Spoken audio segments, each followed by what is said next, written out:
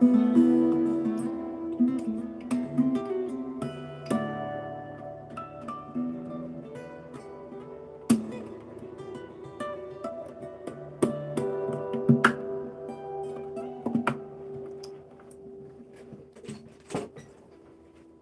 let's make this in.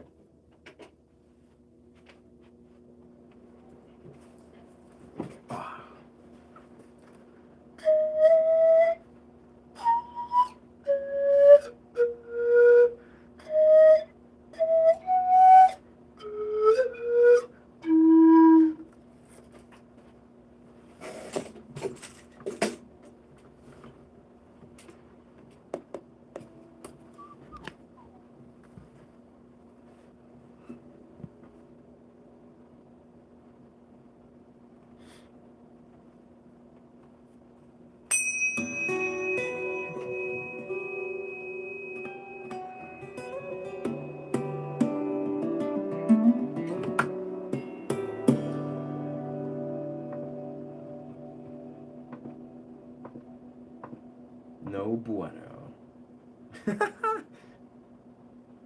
Just that's a nope.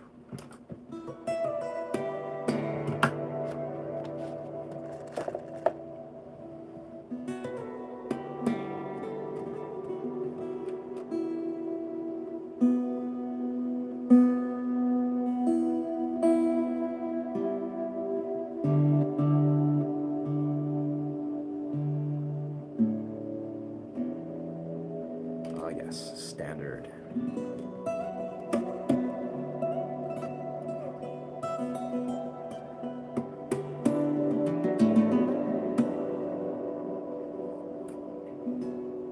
What's going on? What's going on? Welcome to this live stream.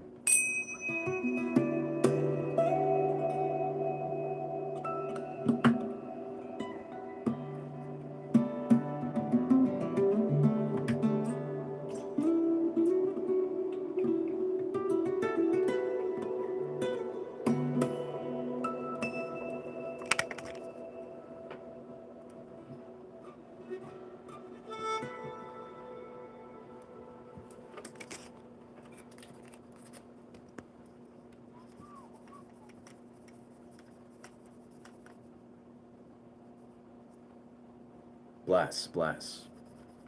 Thank you, brother. Thank you, brother. Absolutely. Nah, nothing. I'm definitely. There's nothing stopping me now. Nothing stopping me now. Appreciate you, dog. Yeah, blessings from Canada. Blessings from Canada, my friend.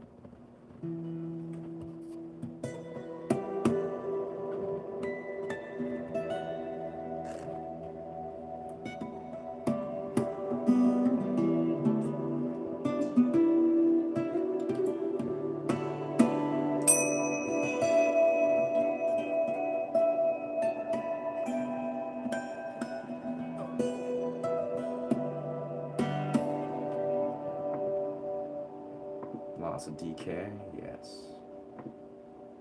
Lots of preview. There we are. Beautiful. Wicked. Welcome, welcome Italy. Sending lots of love from BC, Canada.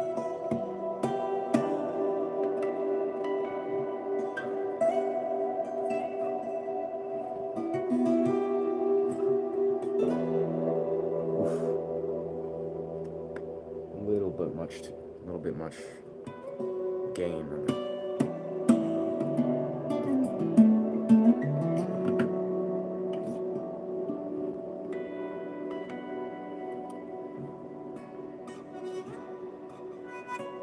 Oof, definitely more Rosen for that. Play a song. I can improvise for you, absolutely. Make BGM for a game. I think that's definitely gonna happen in the future, my friend. Yeah, absolutely. I have no idea where or how I can reach out to some sort of video game company that would be open to that. I've actually had people reach out about like small films for doing movie scores, which that's just a blessing or an honor in itself. But maybe I guess I just gotta create specific videos that are maybe titled for video game scores. Kind of just, make it apparent.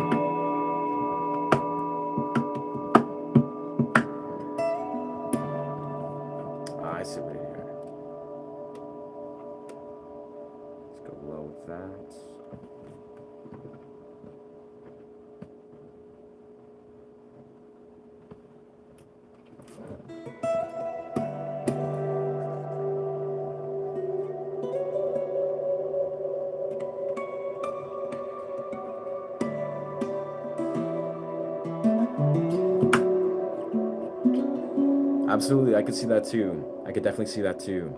Especially with like these elements of pan flute, where there's like the one Assassin's Creed score where it's like, what's it?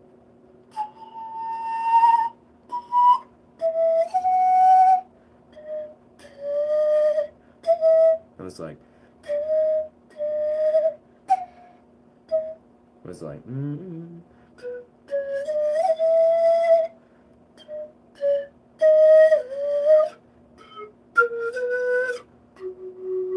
I forget how the one part goes, but there's like that one. It's like I think it's what is it? It's like Ezio's family. It's like their theme. It sounds beautiful. I was actually covering it for a while.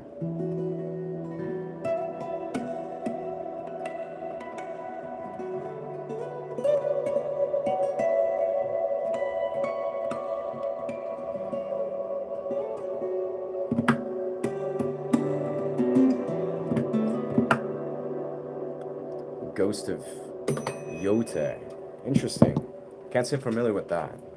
One second.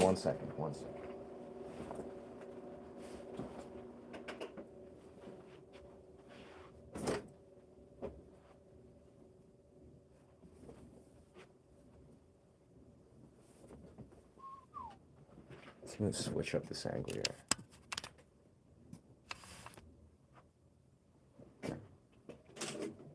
It's interesting. I find good lighting is kind of like it's like a weird paradox, and maybe I haven't found like the true optimal lighting. But I find, for me, it's like for some reason, good lighting, it looks aesthetic, but the way it kind of the brain sees it, or that is the eye, the way the eye processes like high quality light, honestly, is very jarring. Like I find it's like, yeah, it's almost like very jarring to the eyes. After a period of time, it's like very unsettling for the eyes.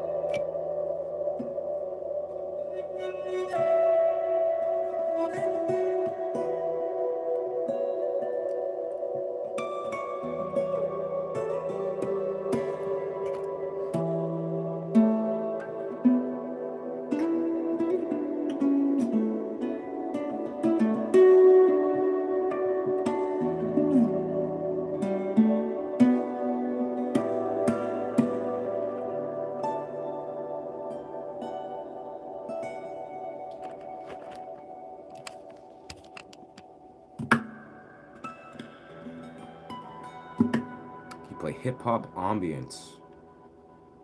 I mean, I imagine I could. I haven't played a lot of hip hop ambience. Honestly, when I think of hip hop ambient, like I had a good friend of mine who was a rapper, like just a dude that just liked to rap. He wasn't like a famous rapper, and switched to lo-fi. Yeah, I can play that very easily. That's like what I consider is like.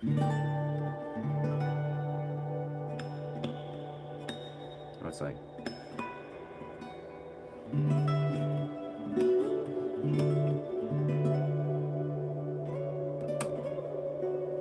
Yeah, I'd be like.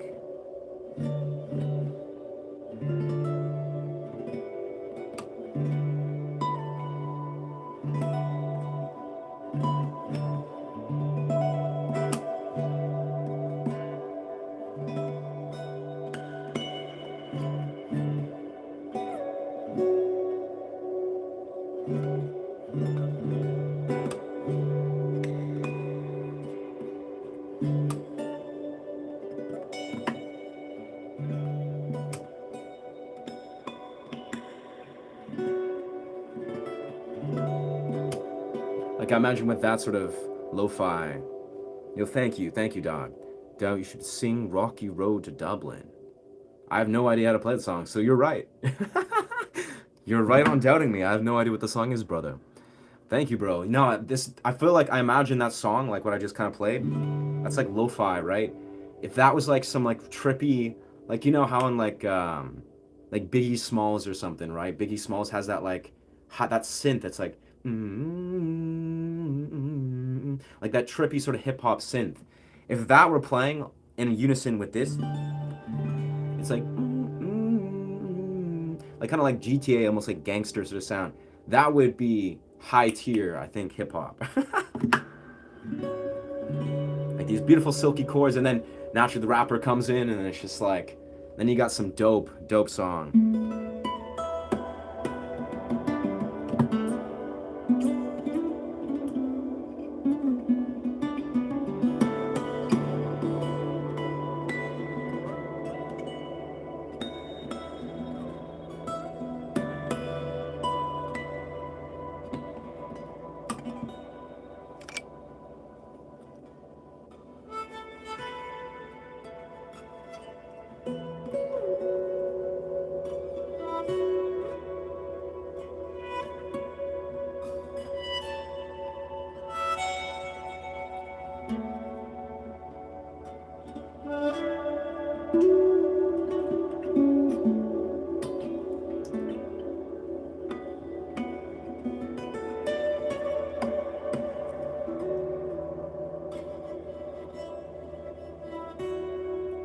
I see.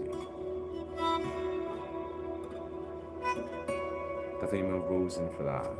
Yeah.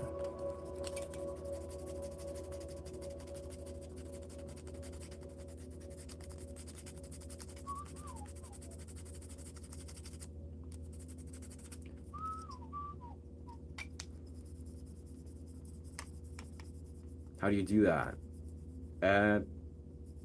Guitar. Yeah. Unless you mean like this. This is a violin bow that I'm using on the guitar. But basically, I'm just doing a mixture of like harmonics with tapping combos and just improvising.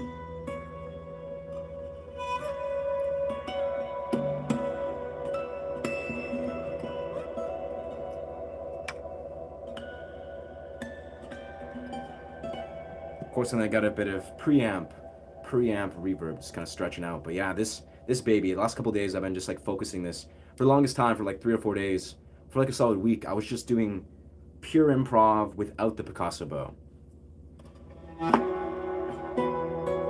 But I love this thing. I love violin bow.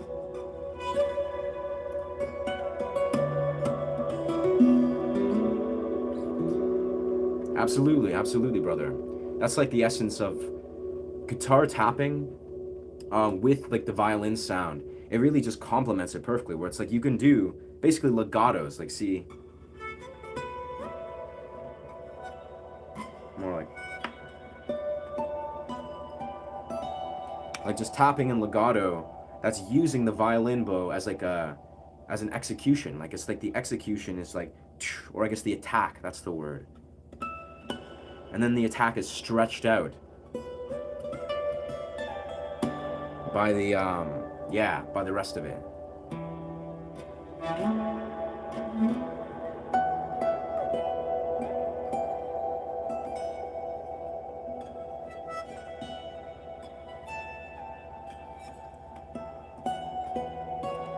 think I'm gonna pop off this backlight. It seems a fair bit jarring.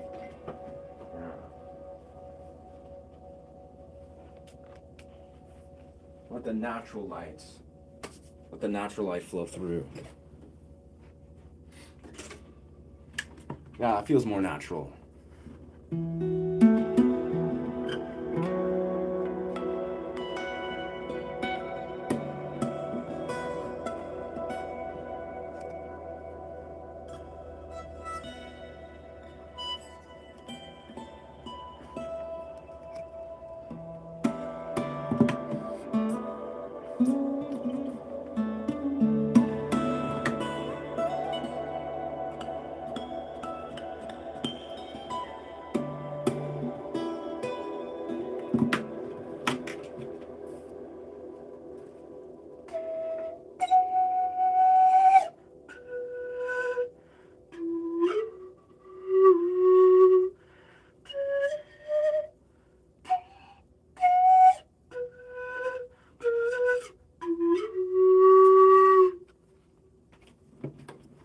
Yeah, I was doing this thing yesterday when I was messing around with Kind of like this Wagal style tapping, where I'm like doing one-handed.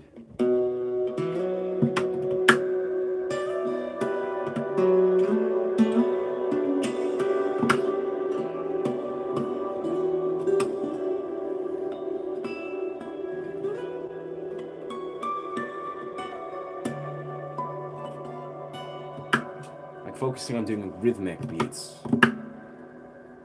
Chilean. Can't say how to play Chilean music. Could probably improvise. Smile big, be proud of yourself. Thank you, Doug. I always do be smiling big, brother.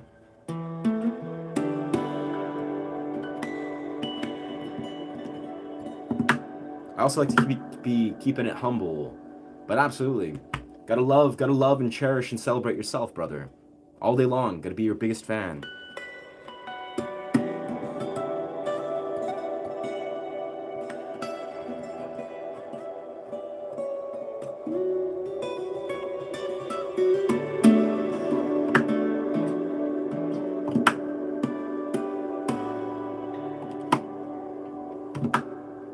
Yeah.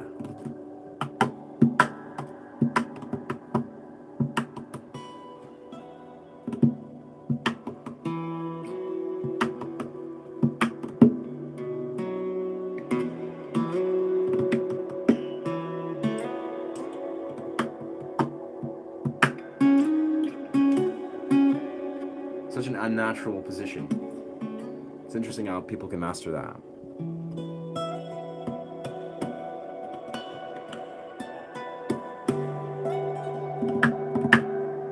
I feel like the YouTube algorithm must be onto me. They recognize that I'm about to breach 1,000 subscribers, so they're just like slowly, they're like slowly teetering away. It's funny. The last 2 weeks, I've been literally just getting like consistent momentum, and then seems like the last day or so, it's like slowly the algorithm's been just like pushing away certain things, but they know because I'm getting close to 1,000. So once I hit 1,000, I'll be at unlimited. Play Pirates of the Caribbean. Honestly, bro, I have no idea how to play like the full Pirates of the Caribbean song. Yeah, like I have a shorts where I literally just created the progression to it, but it's like, yeah, I can't play that one. Thank you, thank you, Noob Master. Facts.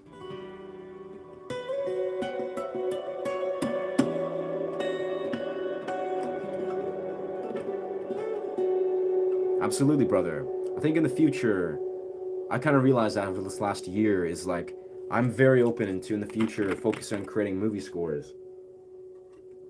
And like video game music. Like I think that's something I would succeed at in the future. You know, once I like really refine my skills and build up a portfolio. Or just come across the right person.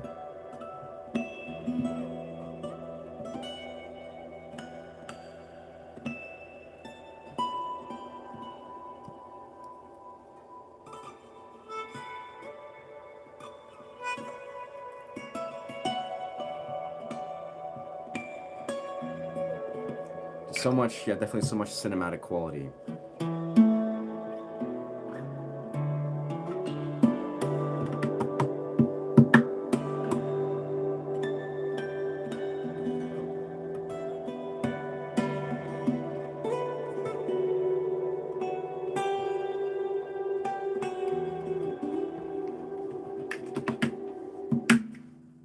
Whoa.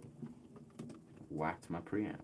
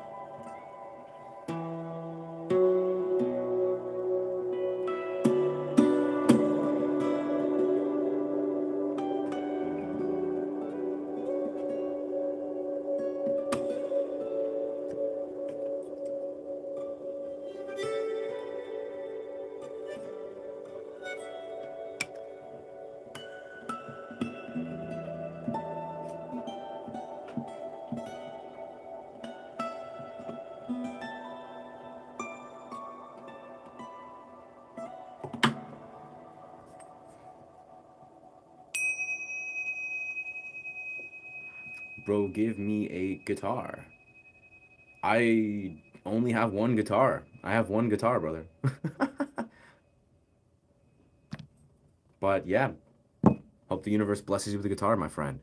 Did you hear that soundtrack? I told you yesterday. The game soundtrack. We were here together. I'm pretty sure I know which one you're talking about. The one... I think I still have it open, but honestly, yesterday I did like a long ass stream, and then I went to sleep and woke up. And just been kind of working on content, working on compositions all this morning, so that I have not. I'm trying to see where I have it open. It was the one that was like... Where is it? Huh. I might have closed it. What was it called again? What was it called? Because I know I had one musical track that someone suggested, then I just like... Yeah, just so many tabs open. Let's see. For far muscles. Let's go back into the beautiful history tabs. History.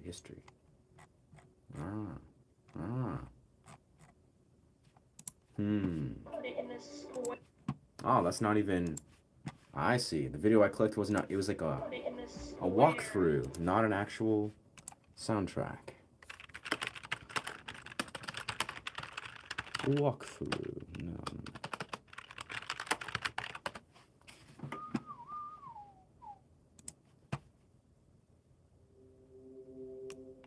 Ah.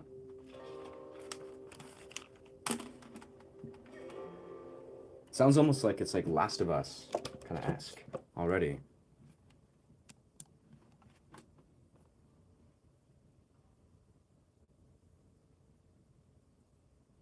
Huh. It's like very Last of Us.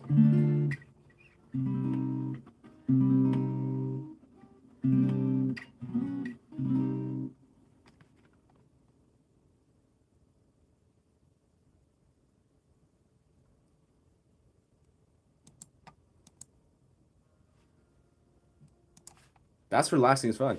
That actually surprises me, I'll be honest, like it's so simple. It's so simple, but it works. Like the We Were Here Together main theme. At least that's the one I was listening to. It's almost like that kind of gives me hope. I mean, it gives me incentive that I think I could write video game soundtracks like that, but yeah, it's like he's basically playing like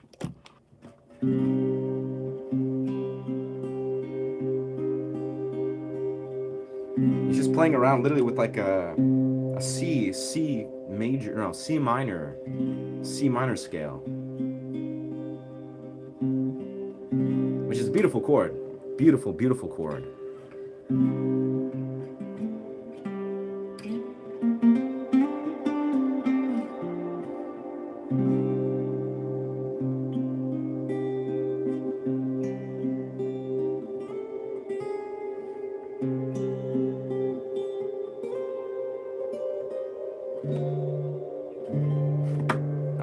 I like that. It's funny though, that's like, if that's, yeah, the We Were Here main theme, it's like, we're in the C minor chord, and it's very similar to The Last of Us, which The Last of Us is basically just taking a D minor chord. Or no, more like E minor. Yeah. Like Last of Us is basically the same thing as that theme, but instead of a C minor, it's an E minor.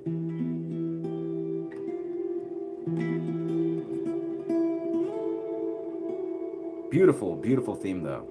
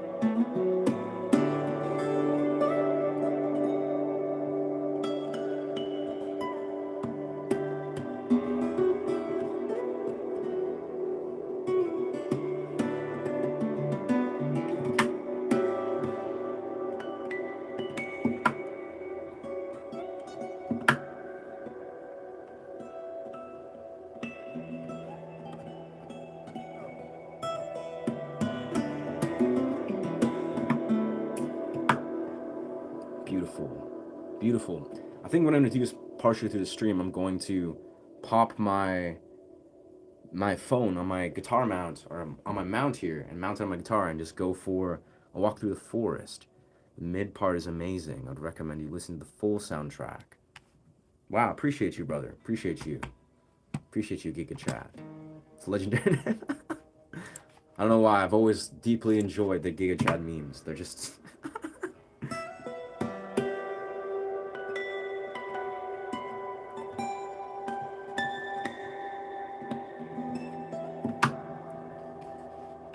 Yeah, I'll keep that open, brother. Appreciate you sharing. I was like, it's funny. Earlier today, I was literally just chilling, like working on some content, doing some recording stuff, and I was kind of just like thinking, I'm like, how can I creatively, do reaction videos? Like, it's like people request music or they offer like, they're like, have you listened to this or, have you played this?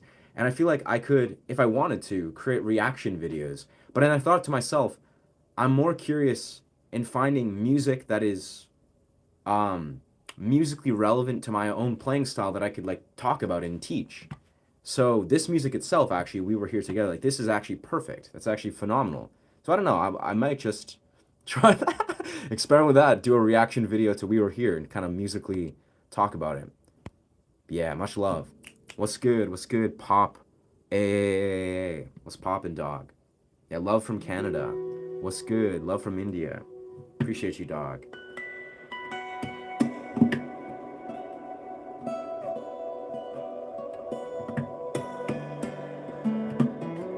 Do I have an electric guitar? Currently, no, unfortunately. I mean, as you can see, actually you can't really see. My electric guitar is right there, but the headstock is broken, sadly. So it's not playable right now. That happened about a month and a half ago. Yes, Japan. Bless. Japan is dope. Love Japan. But yeah, long story short though, I'm buying an Ibanez. I'm purchasing an Ibanez. Beautiful Ibanez. Red Eclipse Burst Ibanez. So that will probably be here in like maybe a week, maybe less. I have no idea, but I'm gonna order that soon once I process a check, and then I'll have an electric guitar again, and probably get that Jackson fixed. But yeah, basically I've been playing electric guitar almost as long as I've been playing acoustic. I've been playing electric for like 16 years, but electric has kind of like been the secondary emphasis. It's been like, yeah.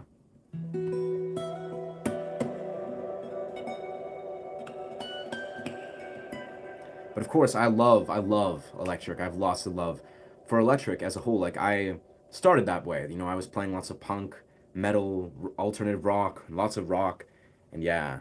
Do I have a bass guitar? I do not, but my dad has a bass guitar. Yeah, my dad has a nice bass that I sometimes play, but yeah, not that familiar with bass. Yeah. How about you? How about you, Melissa? What's your musical background?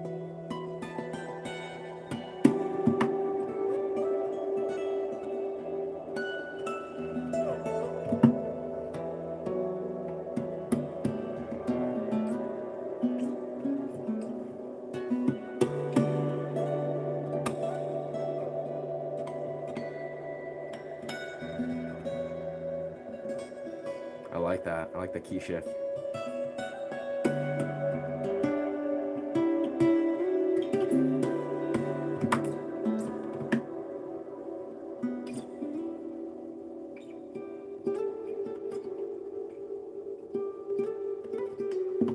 Beautiful. Beautiful. I play classical guitar, but I want to switch to electric guitar. That is legendary. I commend you. That's a beautiful switch. I mean, okay, do you want to play, like, do you want to shred? Like, do you want to shred and, like, play, like, an entirely different style? Or do you desire to almost, like, tastefully integrate classical fingerstyle type playing on an electric?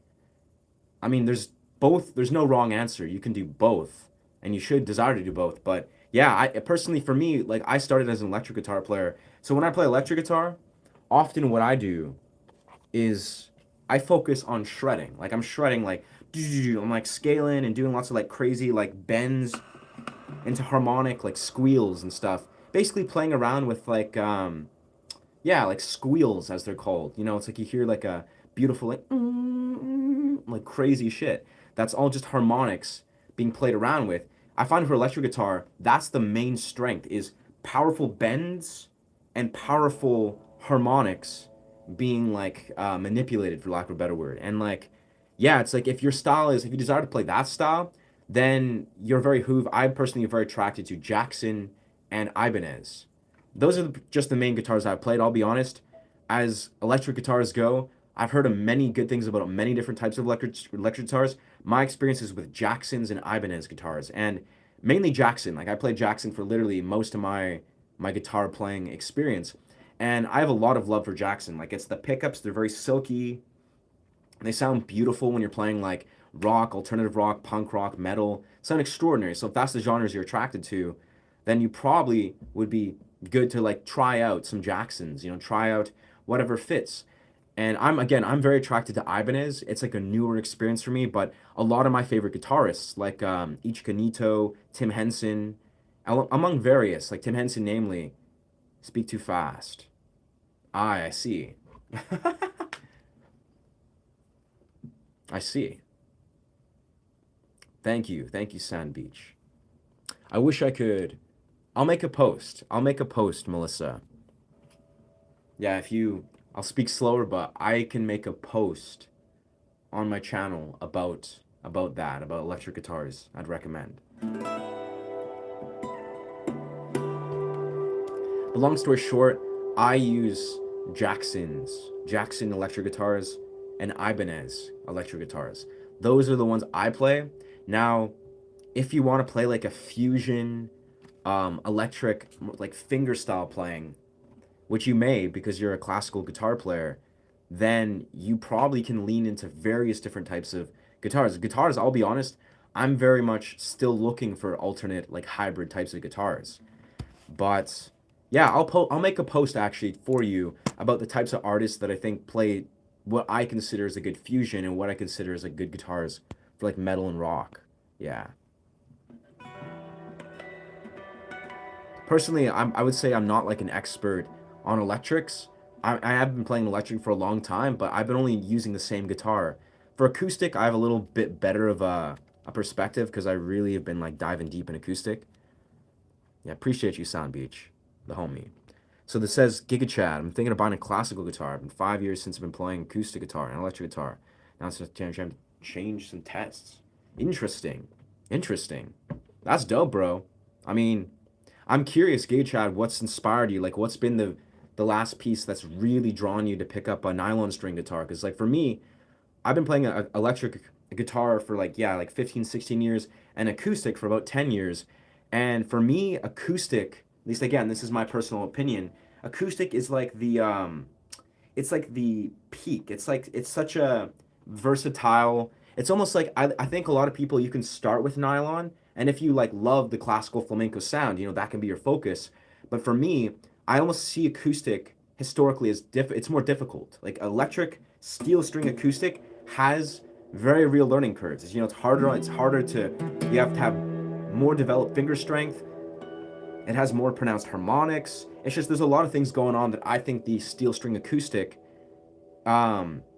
is better per se in my mind. And I don't know, I would say it's all preference. Like if you desire to do like cool, really beautiful, silky Spanish flamenco type stuff on the acoustic guitar or the nylon string, then I think that's a beautiful, beautiful direction. Like it's a very much.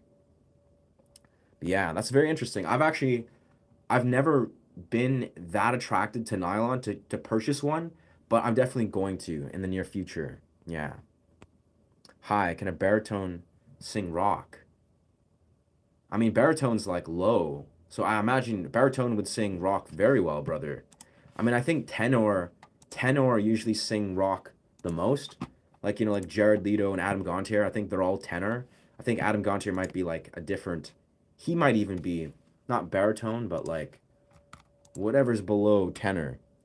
But absolutely, I'm sure baritone could do phenomenal rock. I'm not an expert on singing, but that's just from what I understand. My favorite singers, they love that low range. Like, you know, you're doing like drop D and drop C.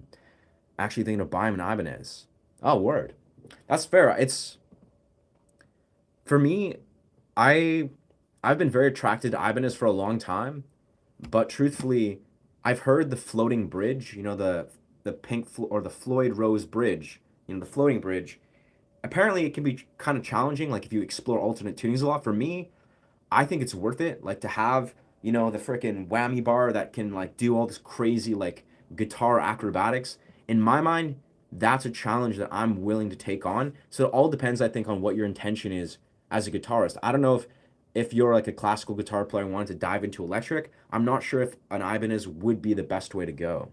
But I don't know. I've been a guitarist, an electric guitarist for like, again, 15, 16 years. So I'm in a place where I would benefit powerfully from a complete change of pace, like a challenge that the Ibanez, I think, at least the Floyd Rosebridge would have. What's good? What's good, Pavel? What's poppin'? Welcome to the chat, the stream.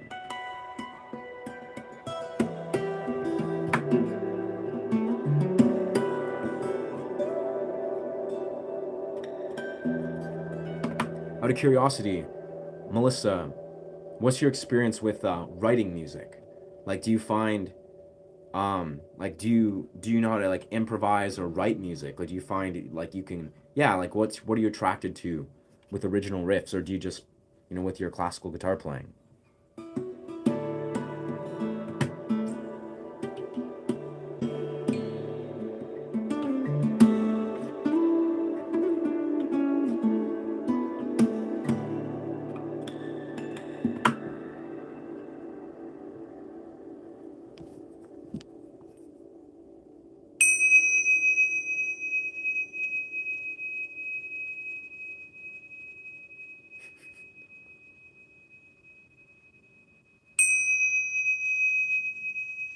Mm, Turkish, beautiful.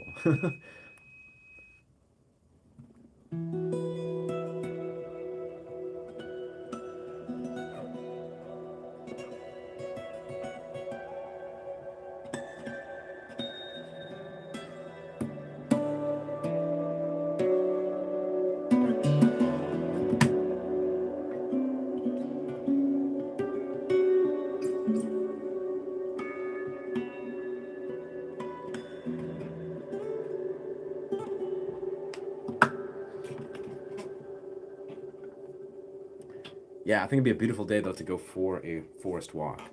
That's fair. That's fair. That's okay. That's okay. Yeah. Let me see if I don't know how I can do this, but I'm curious for like people like yourself. You can read words, not top messages. I want to see if I can leave like a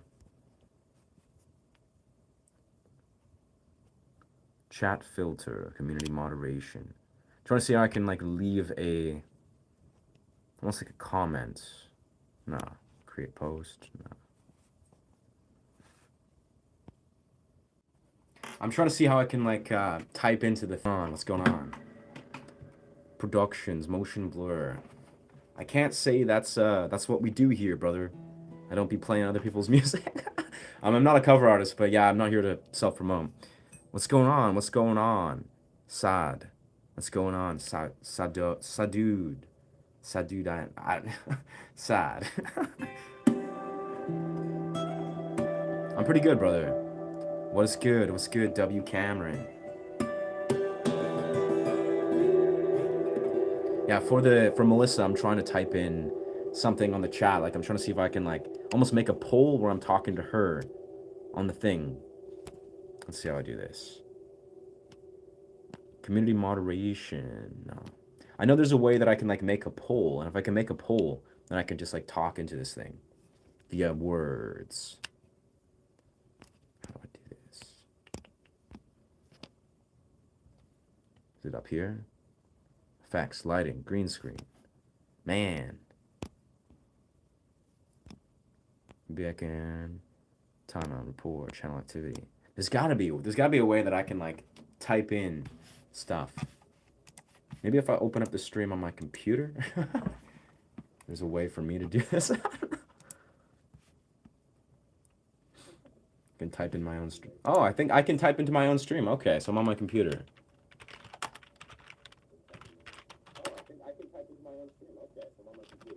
Here we are.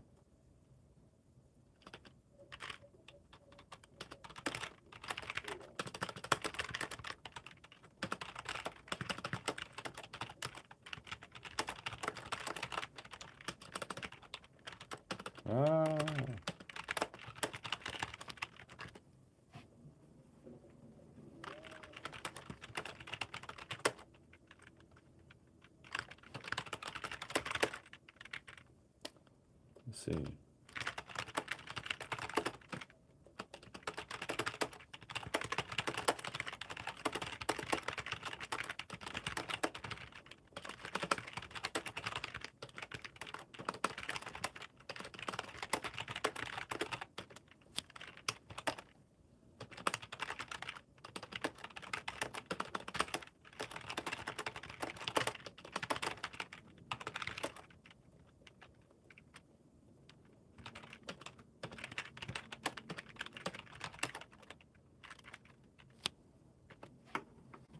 Fair enough.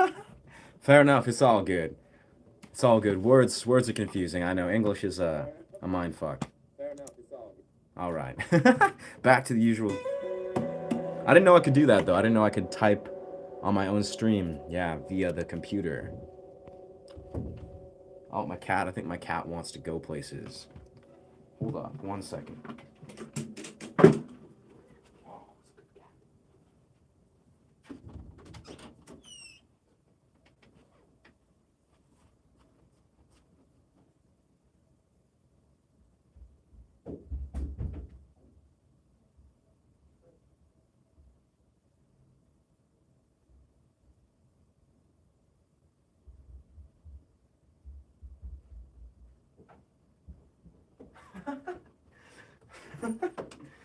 Fuck. What is life? What is life? W. Yeah, cats deserve to go places, my friends. What would I suggest? Cats deserve to go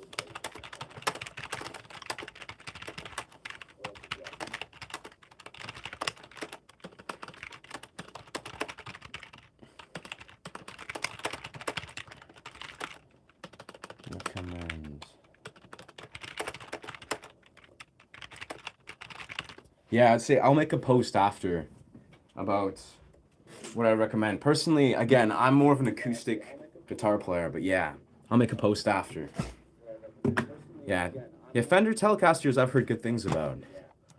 I personally just play Jackson, but yeah, I'm very biased.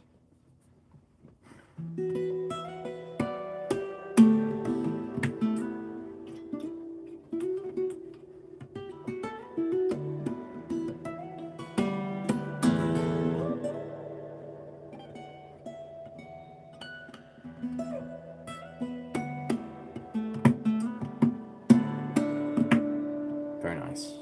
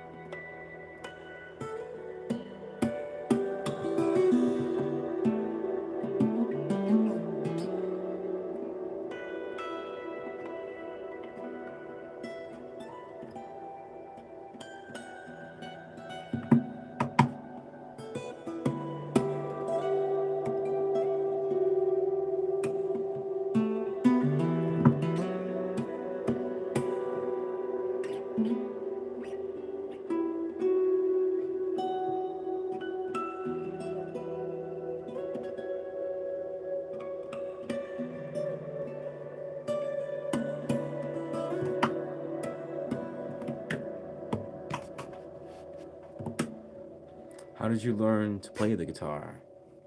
Did you learn on your own with help? I would say, I'm assuming you don't know the English, or they can't understand the words. What's that little stick you used to call to make the violinist sound? Oh, that's a Picasso bow. Yes. Give me advice. My gas heater is poisoning. Damn, son.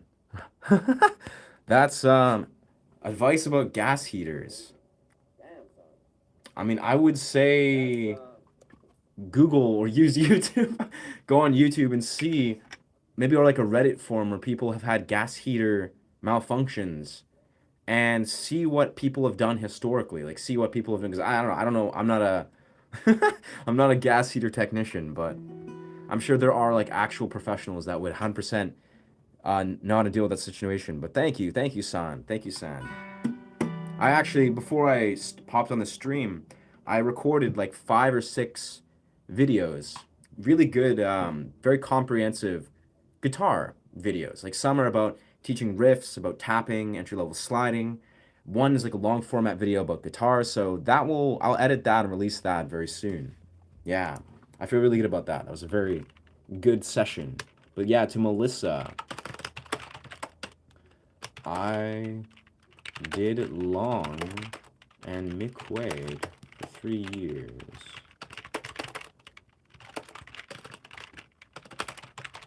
After that, self-taught for 14 years. Yeah. I think what I'm going to do is I'm going to grab my phone and do a roving stream where I'm just going to basically go into the forests. This will be fun. I'll show you. Because basically what I do is I take my guitar and I mount it onto my guitar. Or I take my phone and I mount it onto my guitar. And then I just rove. I basically just go and travel around Westwood.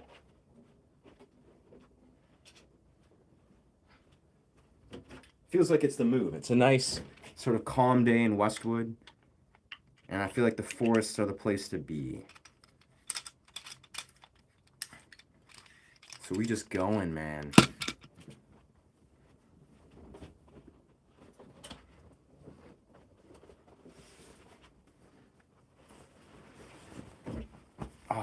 Okay. Heck yeah. Yeah, how about yourself? What is your background? I'll type this in this.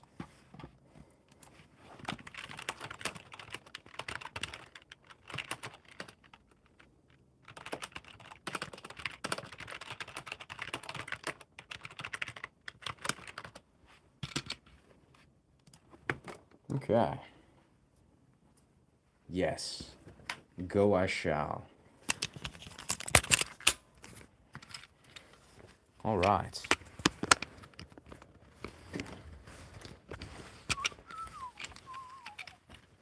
Let's see. Just gotta set this out.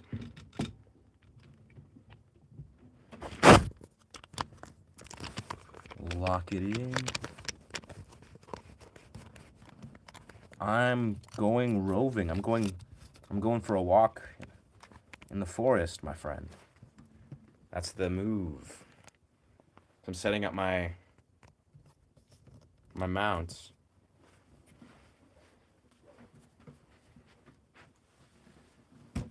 Shit. There we go.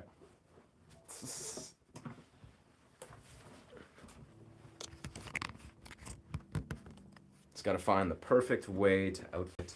So my Google Pixel phone is like larger than my other phone, so I got to like mount it perfectly. There we go. Cool, there we go. So basically, probably take my preamp or take my portable amp with me.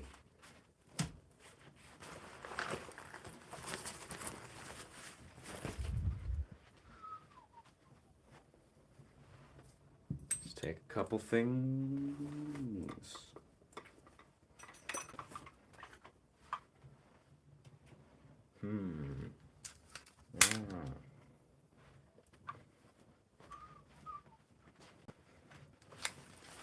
This is the way.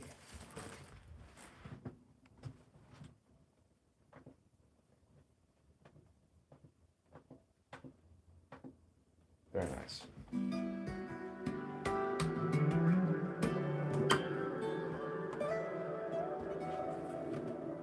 That's a lot of delay. So much. Cool. Okay, so I think just about all set here.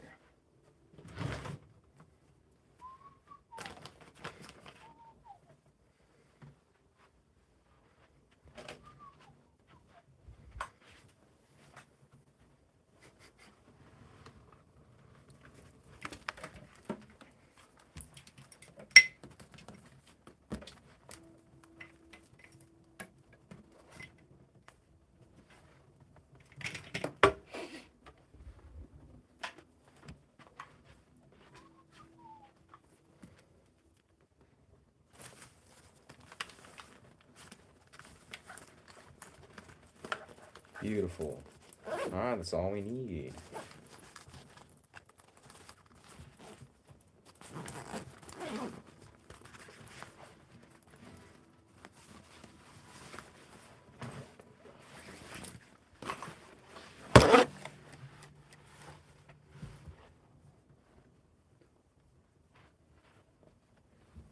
I like how this new this Google Pixel phone that I got, very high quality video stuff. Oh, fuck me, no, it's raining. Damn. Okay, I miscalculated. Damn. It was not raining earlier, but I guess it's raining now. Cannot stream the forest. Damn. Oh well.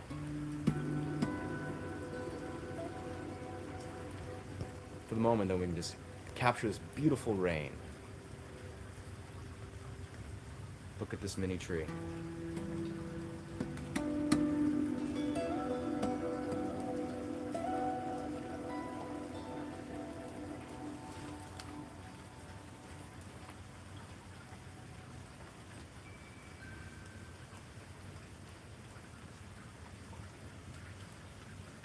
Do you play the man who sold the world? Cannot say no this one. So we're playing in grade 6. Word. That's phenomenal. That's phenomenal. I see, so you're in, like, quite young. Very cool. Very cool.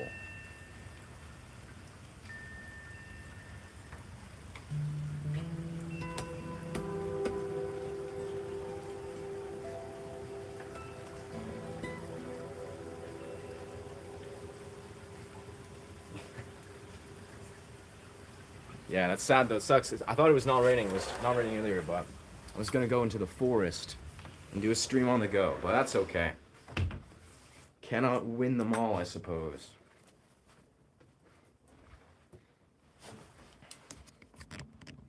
It's nice to sort of mix up the scenery for the viewers.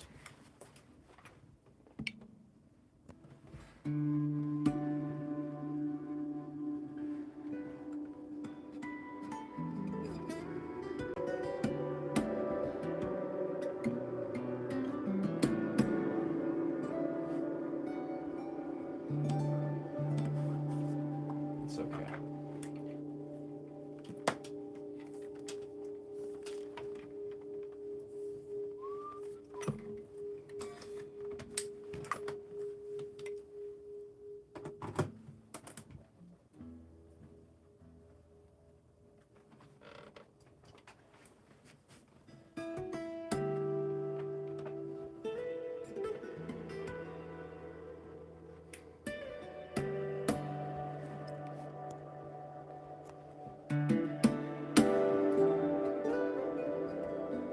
Get a nice POV though of the guitar playing.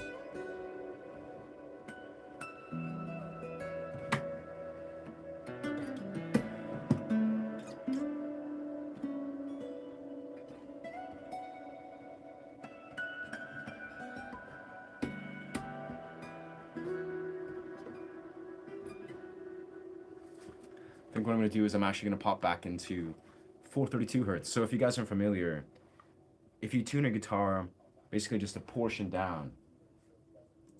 Oh, I can hear myself. This is weird. This is really weird. But yeah, it's like if you tune your guitar slightly down. Like see, I'm on standard tuning right now.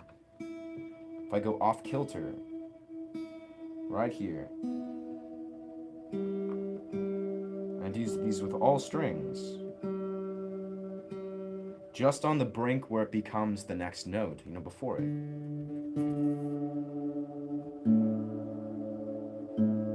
So it's not the note before, not the single note, it's just like right between. It's really weird.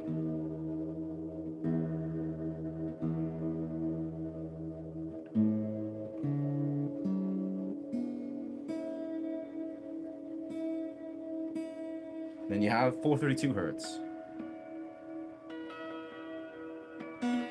Ooh.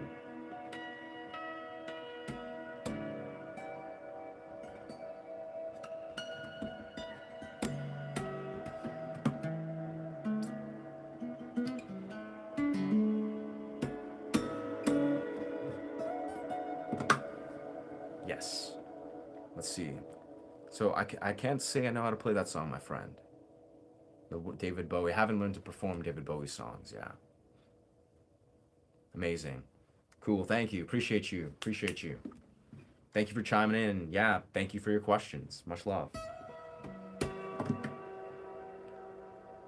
I know you don't play much tracks. Here Without You in your diary. Is in your is it what? Here Without You. Is it in your diary? I can't say I know how to play that song. I think I know what you mean. Here Without You. That's like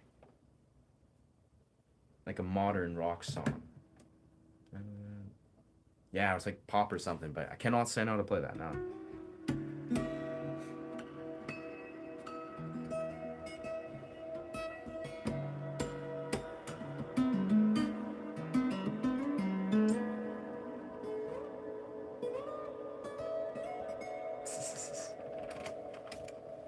Brilliance.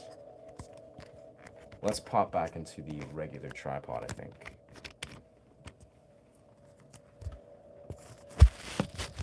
I'll just pop it down here. Yeah, 3 Doors Down, that's right.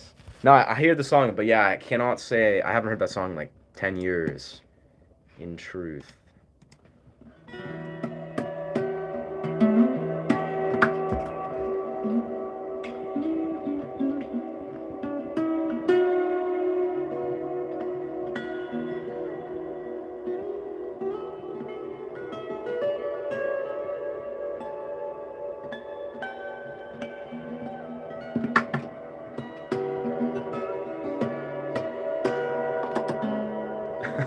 I just love 432 just so much. 432 just rocks so hard. Just cold hard facts, cold hard facts.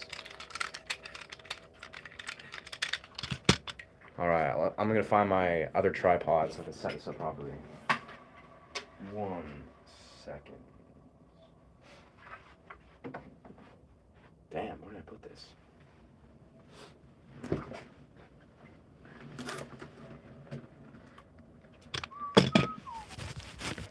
You kept me woke. Oh, you kept me wrote 2 days back. Huh? Yeah, I can't say I know these songs, my friend.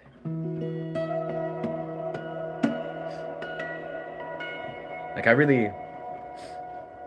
mean it in a sort of neutralistic way that I'm not a cover artist. Like, I genuinely, I do not, like, it's funny, this morning even, I spent quite a few hours working on content, doing guitar stuff, but didn't spend 5 seconds on working on cover music. It's just like my time is so filled with working on originals, editing, going through processes of like, yeah, it's just covering. It just seems, it's just not it. It's just not it.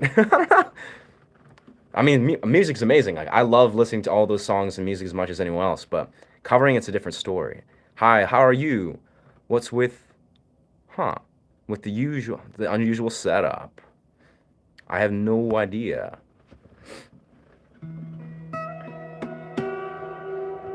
These words are not wording very well.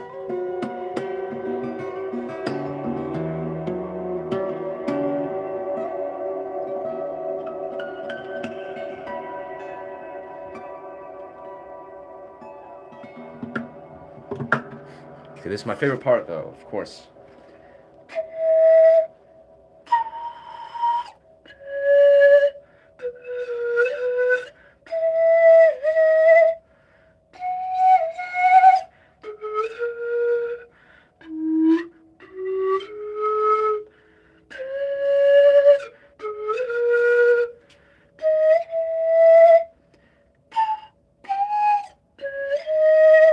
.432, baby. That's just so crisp. So crisp. Wording sure better. Alright, yeah. I mean, yeah. We aren't mathematicians here. We aren't mathematicians.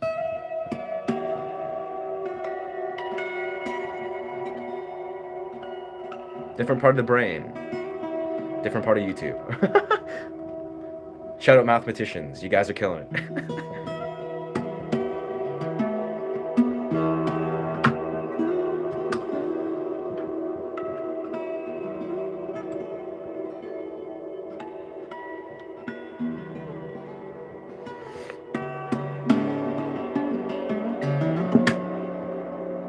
Yeah, where did... Ah, I see what happened, yeah.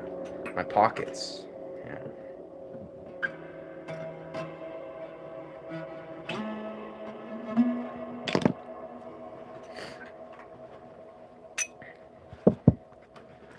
Well, some may be.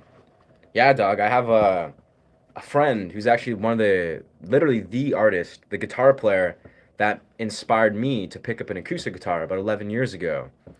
And he's a genius mathematician. Literally, like, genius guitar player and genius mathematician. So they exist. But I'll be honest, I don't know many that are both. Like, yeah.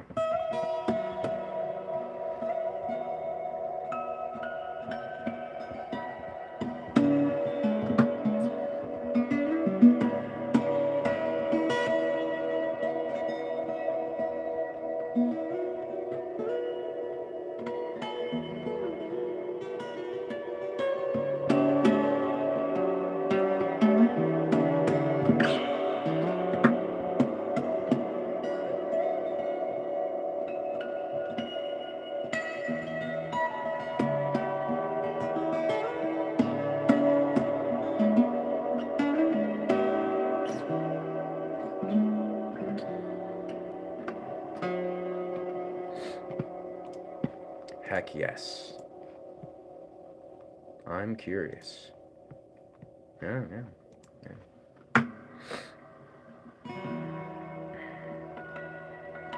Yeah, he's a great dude.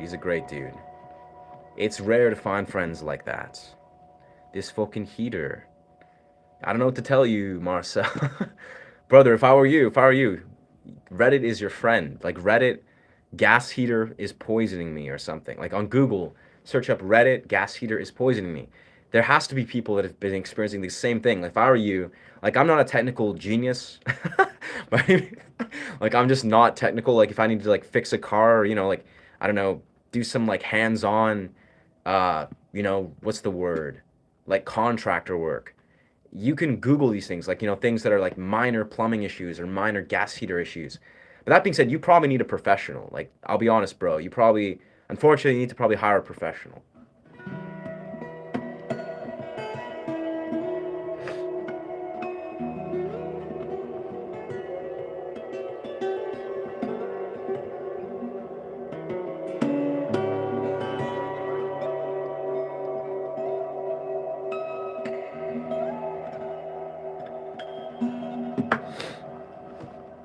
Sweet.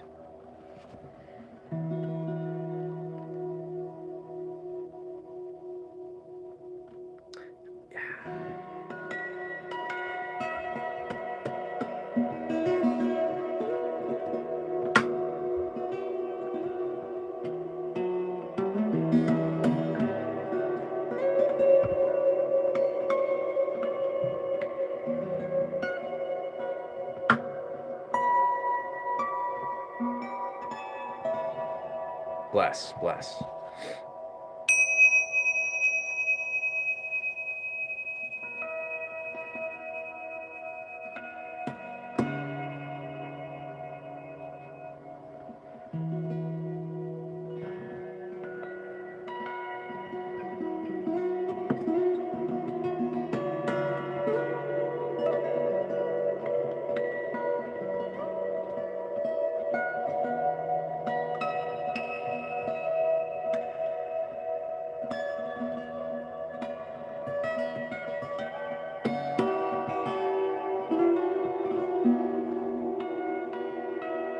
I think it's time to record some stuff I'm playing.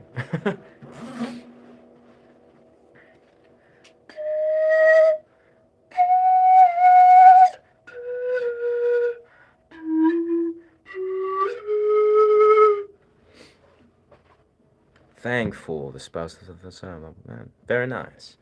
Yeah, am I going to start a stream tomorrow? Yes, Melissa. Very likely. I likely stream every day. That's the goal. I want to hit 1,000 subscribers. I'm a good, let's see, 138 away, which is actually not that much. Yeah, so 138 subscribers away from 1,000. And considering like 2 weeks ago I was at like what was that thing I hit 500 2 weeks ago. So yeah, it's only been like a few weeks since I was like, yeah, this is just going great. Yeah. Peace. Thank you for chiming in, Melissa. Blessings from Canada. Like a younger version of my spouse with your bowls and pan flute. That's tight as fuck, bro. That's very cool. Yeah, there's a lot of cool sound healers out there, bro. I've met a lot of like beautiful, beautiful gem of human beings that are, yeah, that are like into sound healing. That being said, I have to say, not to like stroke my own ego, but there's not a lot of sound healers that are like devoted musicians. There are some. That's actually how I got inspired to do what I do. But it's a rarity. It's definitely a rarity to see like sound healers that are also like have degrees of masterful or mastery in music. But you know the artists that I promote heavily, like Astas Ton, Porangi, among various, those are artists that I would consider my inspirations. But yeah, it's like I know a lot of local sound healers because that's the beauty is you don't have to be like a genius musician or even a musician at all to be a sound healer. You just have to connect with music. It obviously helps. Like it helps to be like a singer or a violinist or a guitarist or something. But I think yeah, I think the sound healing world surely could benefit from more melodically and compositionally rich music. That's what I kind of like to deliver.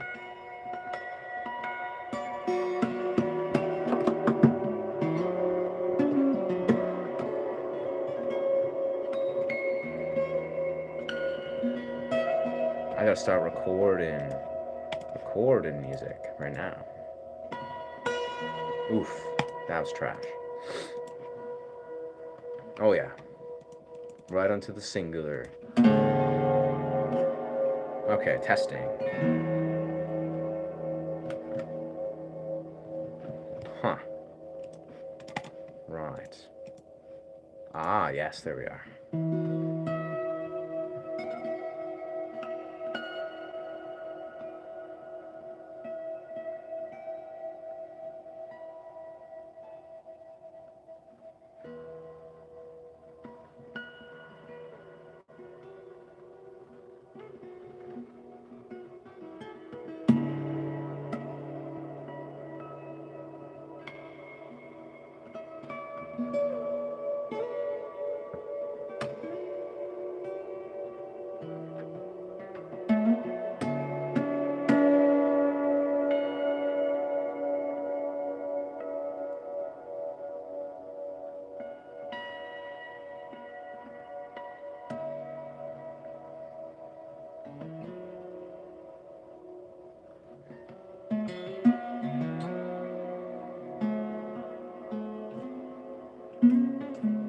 Oh, made a mistake. Damn. Are you working on a loop? So where did I get my codes? Walk around playing. Yes, sir. Yes, sir. Yes, sir. Hates of the bombs of all the gems in the rough. Facts. Gems in the rough, brother. Yeah. I am definitely gems in the rough, yeah. I gotta say.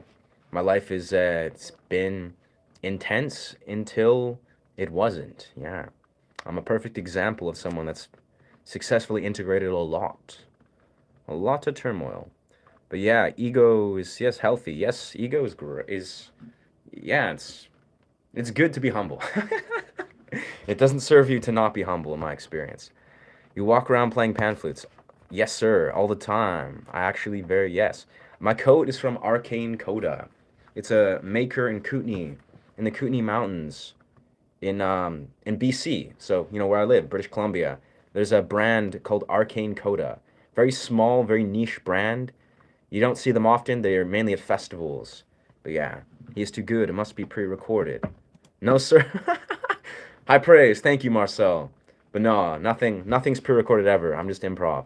I am working on not a loop, but what I'm doing is I sometimes do this. If I just right now, I'm plugged into Ableton. So this is, you know, you're hearing this sound, right? I can play this, I can improvise, this is for my stream. If I just hit the simple record button, which is I just did earlier, I'm basically recording a studio recording right now.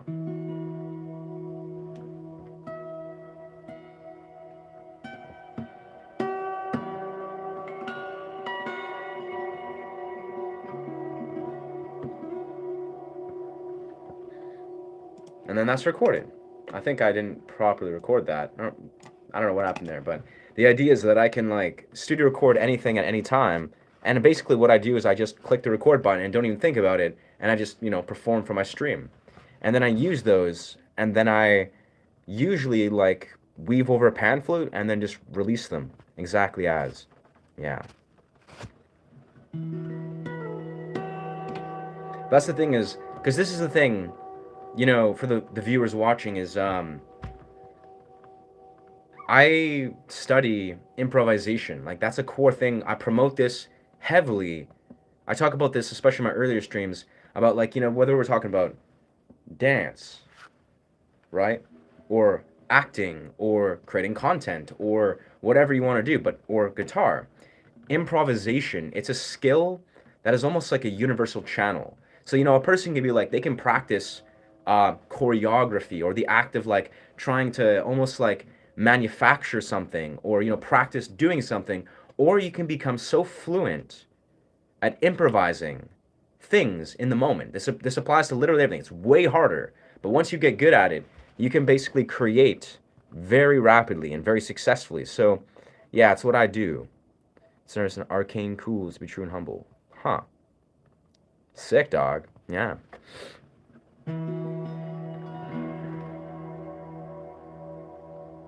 But what should we do? Where? Huh. Yeah, I am a dancer. I'm a tutter. Like, I don't know if you guys are familiar with, like, World of Dance. You see, like, electrobots. I basically do the same style of dance. And I did this style of dance way before I had any idea who electrobots were. But they're amazing. And they do a similar style of dance. It's like tutting. Like, it's like popping, locking, animation, waving, liquid, tutting, like king tutting, finger tutting. I do all that stuff. That's also part of why I have such strong hands and such dexterous hands, is I'm really good at using my hands and using like the muscle memory in my hands, and it applies to a guitar. Yeah. But well, anyways, the whole idea is the improv. Like, if you can understand how to like improvise, where it's like if you can really like hone the ability to improvise, you will like change your life, and you can like do insane things that are like incredible. That are like musically like seemingly impossible. Yeah.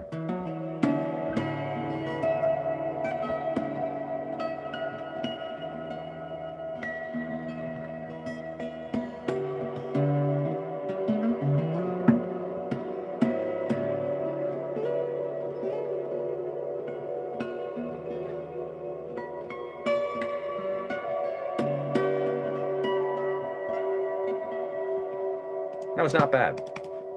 It's not bad. King tutting. Yes, sir. King tutting is great.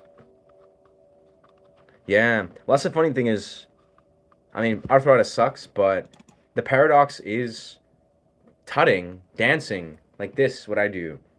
Fine-tune muscle memory, all that muscle control. That's basically physiotherapy for the hands. I do this like everywhere, all the time. So literally, if you get really good at dancing, your hands just basically become really strong. Like, they become basically immune to things like arthritis. I like to dance on MDMA and think about how not to get mad at the police. Facts, facts. That's great, bro. I commend you regulating your anger for the police, because yeah, police can be pretty fucked. I've never had issues. And yeah, I used to do that. That's how I started, bro. Like, I haven't done MDMA for like 11, 12 years, and I don't intend to ever do MDMA again, but I used to do it all the time. Like, when I was like 15, when I was like 15 years old, like, that's like, I would go to raves, hang out with my friends, smoke cigarettes, do like MDMA and stuff, and just go to raves. And that was a blast. Good times. Amazing times. Now I'll do all of that sober. No cigarettes, no drugs. I just go to raves and I dance because I know how to dance, and I just connect with people. And it's a riot. Like, you can, this is what I'm saying, long story short, is I mean, I've been in the rave scene for like 16 years, as long as I've been playing guitar, right? And it's life changing. Like if you can get really good at dancing and connecting with your body, you do not need drugs. Unpopular opinion, but it's the best opinion, I'd say. I'm hungry. It's pretty bad. 2 years jail for 2 grams. Heck, in Hungary, I see. That sucks, dog. Yeah, then you're really living on the razor's edge. Yeah, that sucks, bro. I'm sorry to hear about that. I know I had a good friend that lived in Hungary. He's Hungarian. He was like one of my good friends in high school, and yeah, he told me that. That's why he was like mind blown that like weed and like most drugs are literally so easy to access. Even like obviously in Canada, like where I'm in BC, Canada, weed is legal. You can buy weed literally anywhere. Like if you're of legal age, which is 18, you can buy any type of weed, any type of like THC um, infused thing. And you can also buy mushrooms. Like magic mushrooms are also legal, and they're everywhere. And they're incredible. Like you can buy high quality medicinal magic mushrooms and weed anywhere, which is kind of bizarre. I'll be honest. I don't know. I don't use weed anymore. I did for like 5, 6 years, but I don't know if accessibility to weed is a good idea. But it's good to not be criminalized. I think weed should 1000% not be criminalized in every places. So life is fine. Yeah.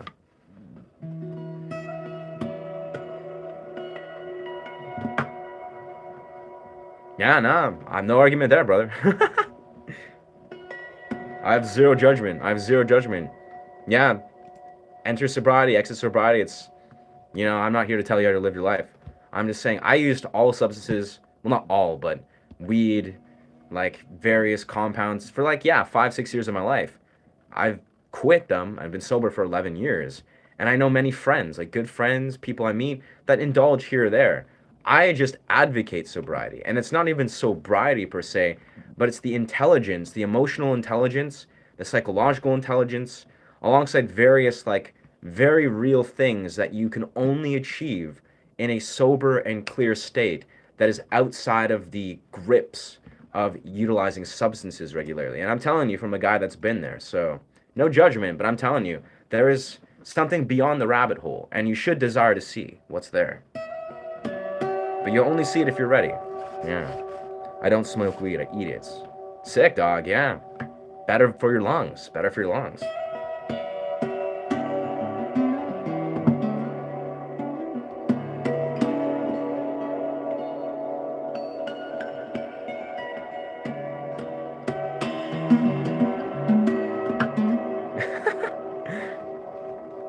You don't need drugs or alcohol for sure. Anyway, do you collaborate? Write much? I write music all the time. Collaboration, not so much.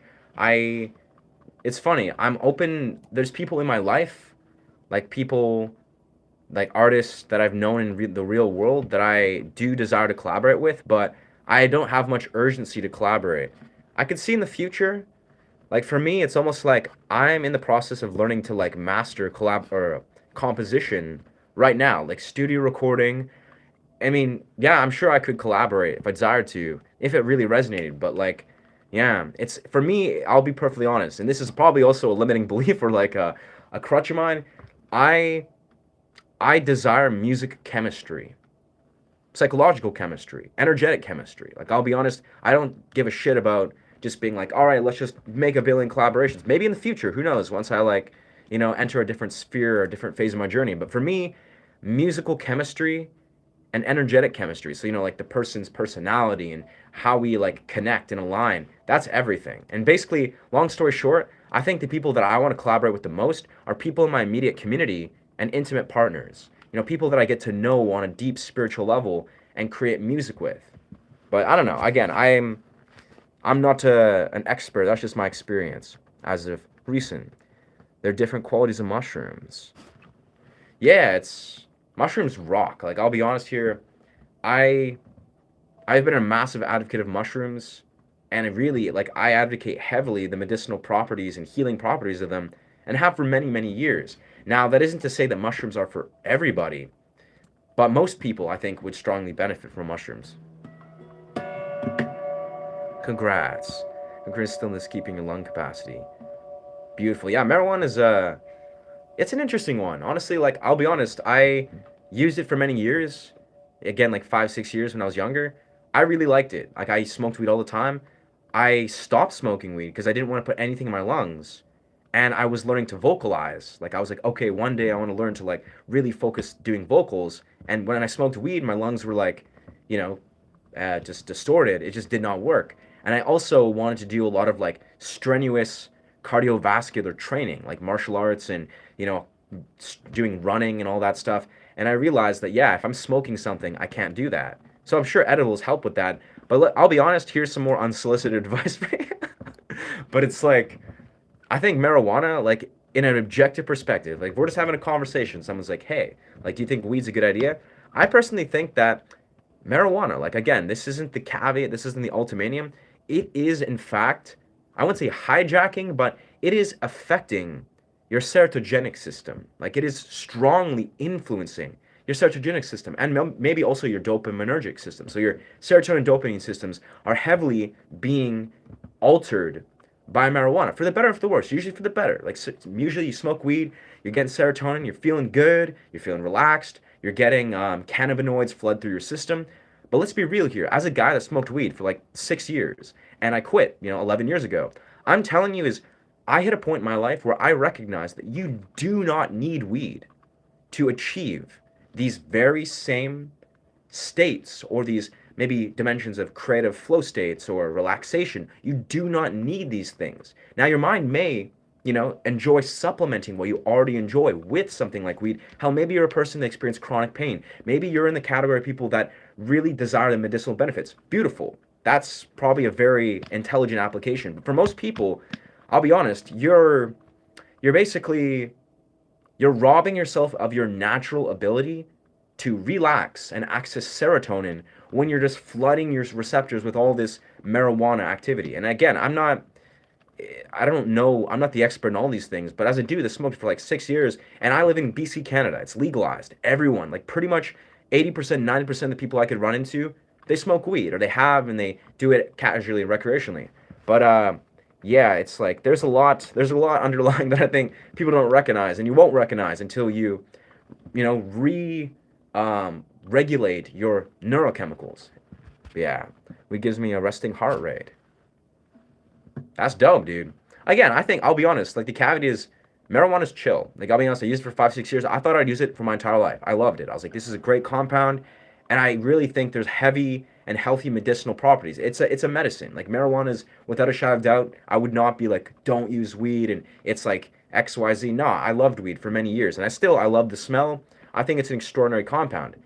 However, most people also seem to abuse it, unfortunately. And that's just what it is, People like to abuse things. Humans they happen to just abuse the shit out of pretty much everything.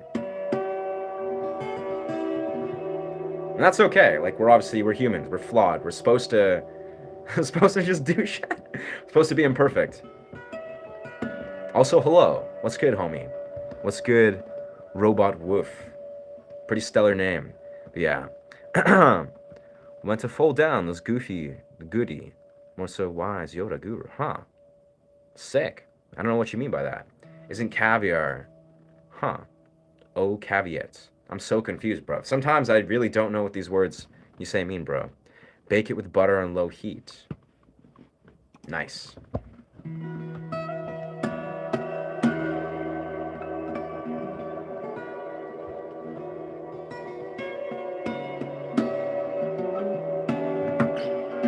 And now I'm probably going to contradict most of what I said, but another caveat is, let's be real here. Life is intense. Life can be crazy.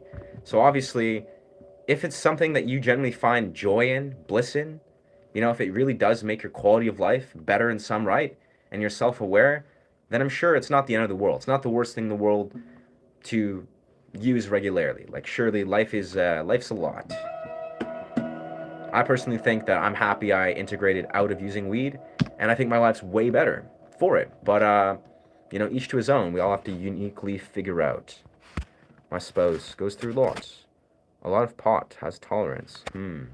Yeah, tolerance that's a funny parallel. That's a very Very interesting parallel.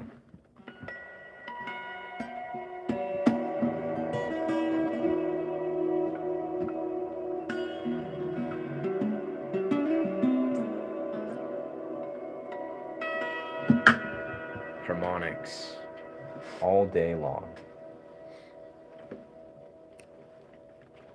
Let's see, where do I put this?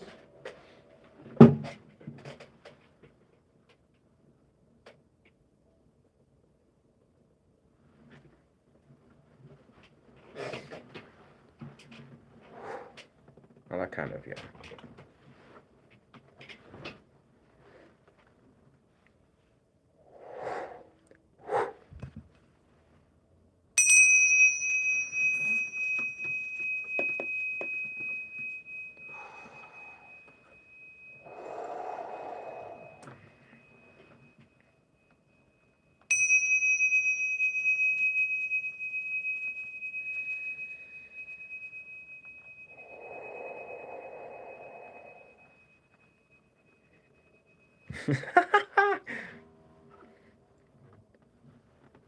Session never smoked pot.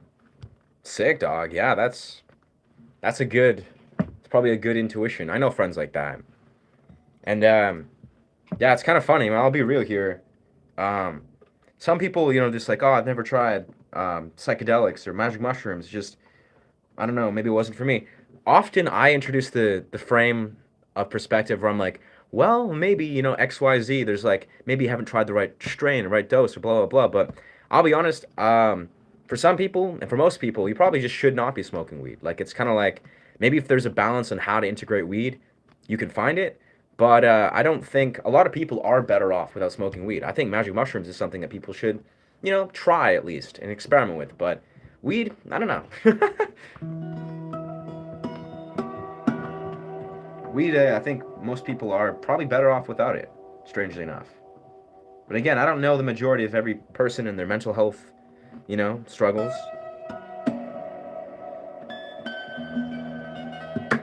Just kind of what I observe in Canada. Shirley's life.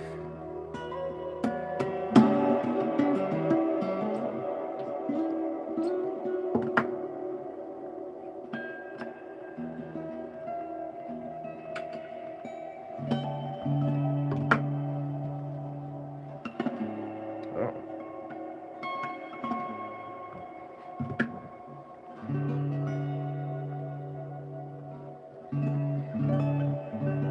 I'm gonna try something. So I play a style of guitar that I usually call like lo-fi. It's just basically I'm playing around with like jazz chords. And I think I'm gonna try recording something that's just strictly these jazz chords.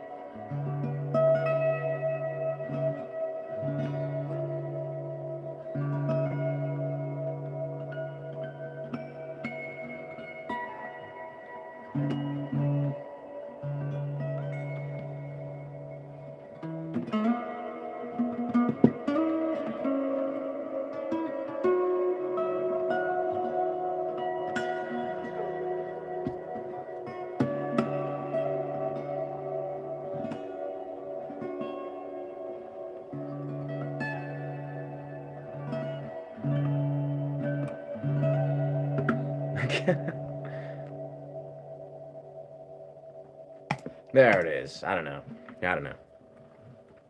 Beautiful. Didn't know guitar could produce such sounds. Thank you, brother. Yeah. I feel like I'll be honest. I for some reason find these jazz chords. They're so like universal because it's basically like when people hear lo-fi music, like there's that kind of thing everyone loves like lo-fi hip hop music to study to. It literally is lo-fi is like literally just like it's basically like it's almost like jazz but with more like silky chords. So chill, but it's very universally like received.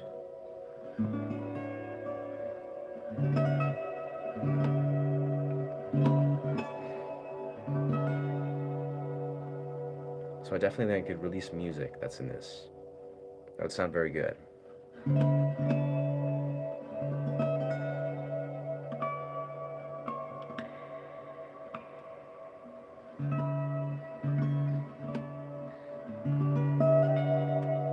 then I could just like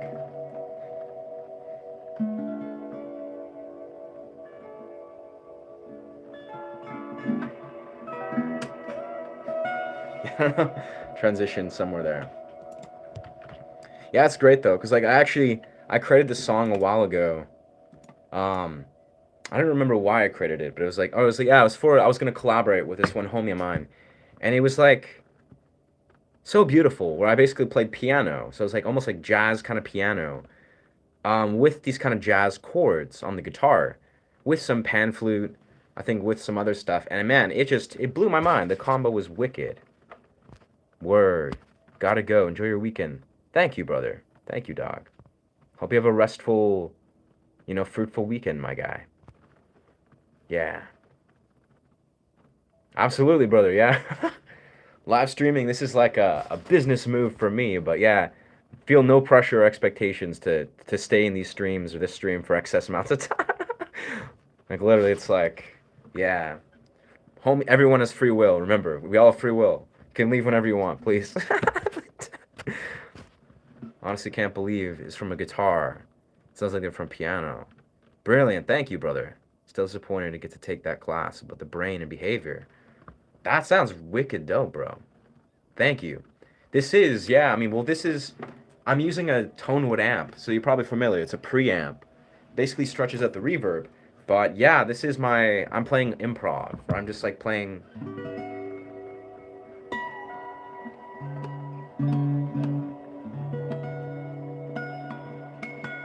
And I'm using harmonics.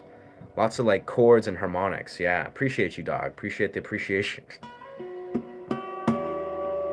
I'm in the process of recording a lot of stuff that's like in these realms. I'm also in 432 hertz right now, I must say. So the ear is probably like, yeah, it's like slightly off kilter. So it's more savory to the ears because it's in 432 hertz. Yeah, in a different room. I'm in the same room, brother. Same room. Yeah.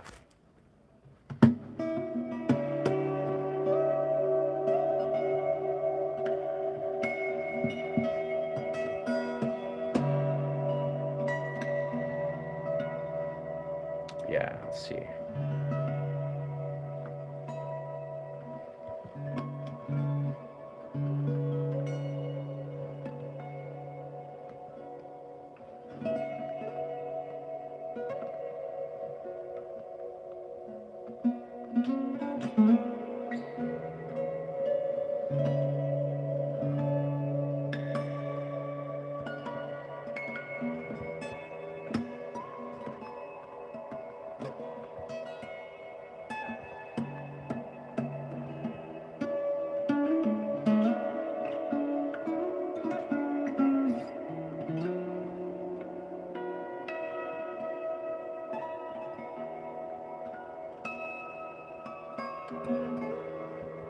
A few mistakes there, but I think that sounds pretty silky.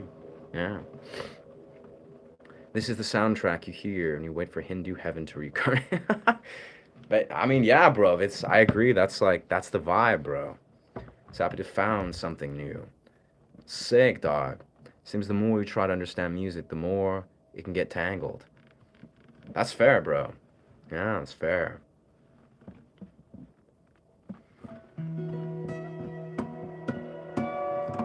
That's definitely correct, actually. That's a very interesting insight, gangster. Is like the idea of that. Like I was talking about this earlier with the homie there was like, I I spend a lot of time improvising music, like intuitively exploring music. I'm not trying to like intellectualize it to death. Like it's almost like I'm trying to do the opposite. I'm trying to like clear my mind and hear music from a different place. So whether this place is like, meditative or sort of like meditative or yeah, like what's the word? sort of intuitive in the nature of it, but it's also like I'm trying to, yeah, make it like a very, oh yeah, resonant, meditative or like resonant. I'm trying to like listen into the resonance pattern behind the music. But it's like, yeah, I'm trying to make this less a mental or intellectualized experience. And that's how I personally find it. It's like it allows you to feel the music differently. You know, lets you kind of slow down and breathe life into different elements of it. Oh.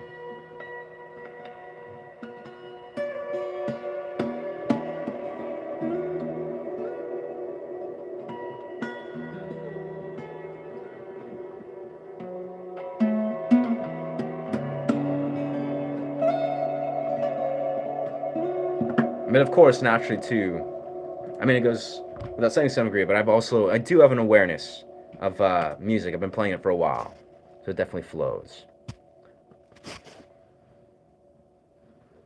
That's wicked, bro. Yeah, that's really cool. Well, that's what I really enjoy doing with a lot of this type of music is it's like trying to almost bridge worlds between cultures. Like a lot of it, it's like I'm trying to create like a worldly sound. And obviously, it's just all intuitive because I don't really know all the different types of music in the world.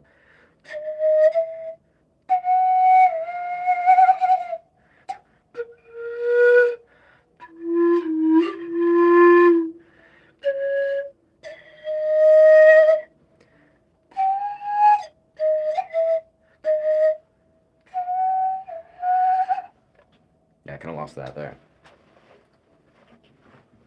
Let's see, an hour 39.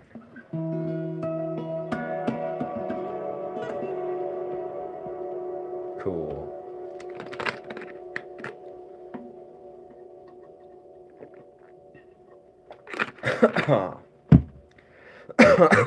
Excuse me. Instrument's not different from taking drugs. Played violin for 13 years. Hell yeah, brother. Yeah, it's very much music as it is. It's a very like you're successfully entering an altered state. Like it very much, especially with the awareness and intention of going into sort of different realms. Yeah. Huh. I think that wood instrument I've seen in Greek mythology. Yeah, probably. Absolutely, brother. That's like, yeah, what is it? You might see in like mythology. Yeah, there's like forest, what are they called? Like those half horse, half humans. They like wander around the forest with pan flutes. Yeah, little miniature, probably a different sort of orientation of pan flute. But yeah, this is like that ancient instrument that a lot of like myth or folklore play. Beautiful sound though, extraordinary instrument just in what it is. Very difficult to play though.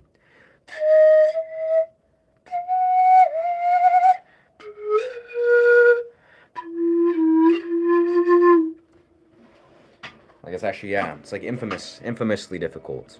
Yeah.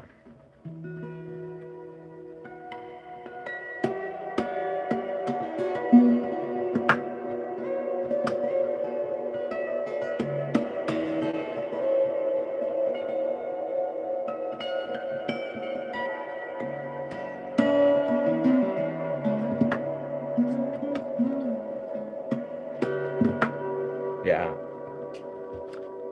Huh. Know that one, but don't know in English. It's actually what it's known as, like technically it's called a nai. So Nai. Nai is what it's called. This version of pan flute. So it's like a pan flute, but this one's called a Romanian nai. Yeah.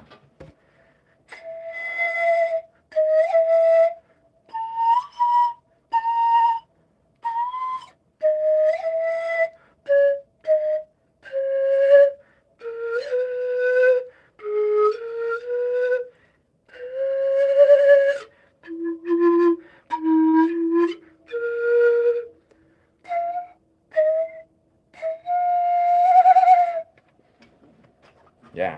Very unique sound, yeah. Yeah, it's definitely what I think is unique about the pan flute and difficult per se is definitely, yeah, you have to treat each pipe you have to treat each pipe as a separate flute. So literally it's like, you know, say you play a regular flute, you basically just have to, you know, do a flute. You have to control the airstream through one pipe. But through the pan flute, each pipe is a different flute. So you basically have to memorize intuitively, 20 plus different flutes. But alongside that, the thing with the pan flute too is it's ear training. Like it's like regular flutes, you have holes, where you just go like boom boom boom and that's a note. But for the pan flute, instead of having a controlled fixed note, it actually has 2.5 notes. So every note is like this is a note. This is a note. This is also a note. This is a halfway through note. So it's like note, note, note. So each one has like basically 2.5 notes technically. But you basically just use 1.5 notes. So it's like each pipe is a different flute that has 1.5 notes that you have to dial in each time by your ear. So, if I'm like want to do a scale,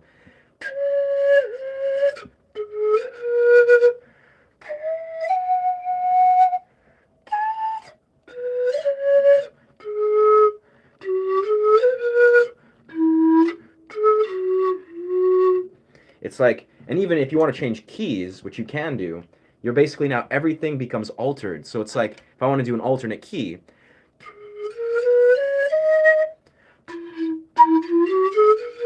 you just got to constantly change and shift things and do it all by ear. So basically, the pan flute itself, it just requires increased lung capacity and a really well-trained ear. Then you can do it. But if it's like, yeah, dude, I had a great week. Facts. That's beautiful, bro. I've had a great week too, my friend. Not at work, but I mean, content creating, training, connecting with people, doing the human experience. But yeah. Yeah, I love that. I love that, Victor. That's awesome, brother. What is this instrument called? Yeah, this is called a nai, a Romanian nai, or it's like a pan flute, but it's like Nai. That's what it's technically called. Yeah.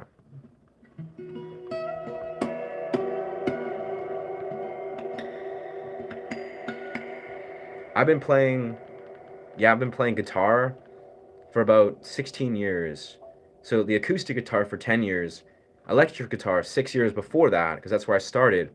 And then I'm playing the pan flute for about 6 years, piano for about 2.5 years, vocalizing for about 7 years, and composing music for about 7 years. So yeah, but mainly the guitar is what I do.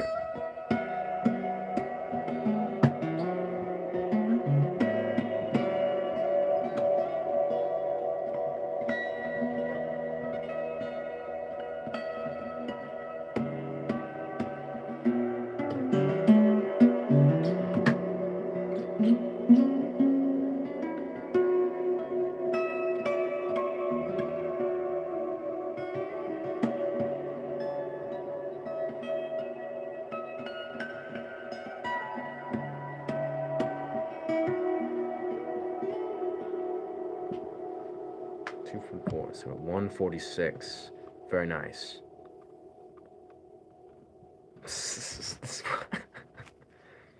Gangsta is the member of the bromance gang. Nice. Please stay safe and happy. Hope your life be filled. Hell yeah, brother. Hey, man. Yeah, I mean, if that's what bromance is, fuck yeah, brother. I've never considered. I think just being a super dope, empathetic human being. That's just, yeah. That just makes you just top tier human gang. Just super dope, top tier human gang. I also tried playing music, but I thought it wasn't perfect, so I gave up. I really realized music was never about perfection. Wow. That's profound. I mean, that's fair, bro. I mean, your time may be coming still. It may be still your time. I mean, truthfully, yeah, but that's being said, I'll be honest, I'm like an insane perfectionist. Like, insane. Very critical on myself. Historically. Now I'm much kinder to myself, like in every realm of my experience. But for many, many years, like, I've been a guitarist for 16 years. I'll be honest, I was extremely self-critical and very hard on myself, probably for like 10 out of those 16 years. Like maybe like about year 8, 9, that's when I like started to recognize, okay, I think I'm actually getting good at this. And then it got to a point where I like, was able to integrate a lot of the ego and, do my own things outside of being a musician. But it's almost like, yeah, it's like that's like the spiritual quest, brother, is like actually learning to embrace imperfection. And I'll be honest, this goes way further than just being a guitarist. If you can embrace imperfection in the human condition, in other people, in yourself, and your intimate partners, it will transform your life radically. Now, obviously, you can't just do that by being like, okay, now it happens, because I want it to. You have to feel it. You have to see it. You have to understand why imperfection is so beautiful. Like, you gotta feel it. You gotta like look at every realm and be like, damn, like we're all imperfect, but we're all just killing it. We're all just showing up. We're all just humans, and that's the point. So it's like, yeah, it's like being imperfect in my guitar experience, like that. Obviously, it takes time. Like you gotta like unravel the ego and eventually be at peace. Was literally being like right there, that's a key shift, but that could be a mistake, right? If I was younger, me was to play the wrong note in the scale, that would be like jarring. Like I'd be like, fuck. But part of being a guitarist, at least for me, is learning to laugh at my mistakes. Like you'll maybe see it if I'm like trying to play some like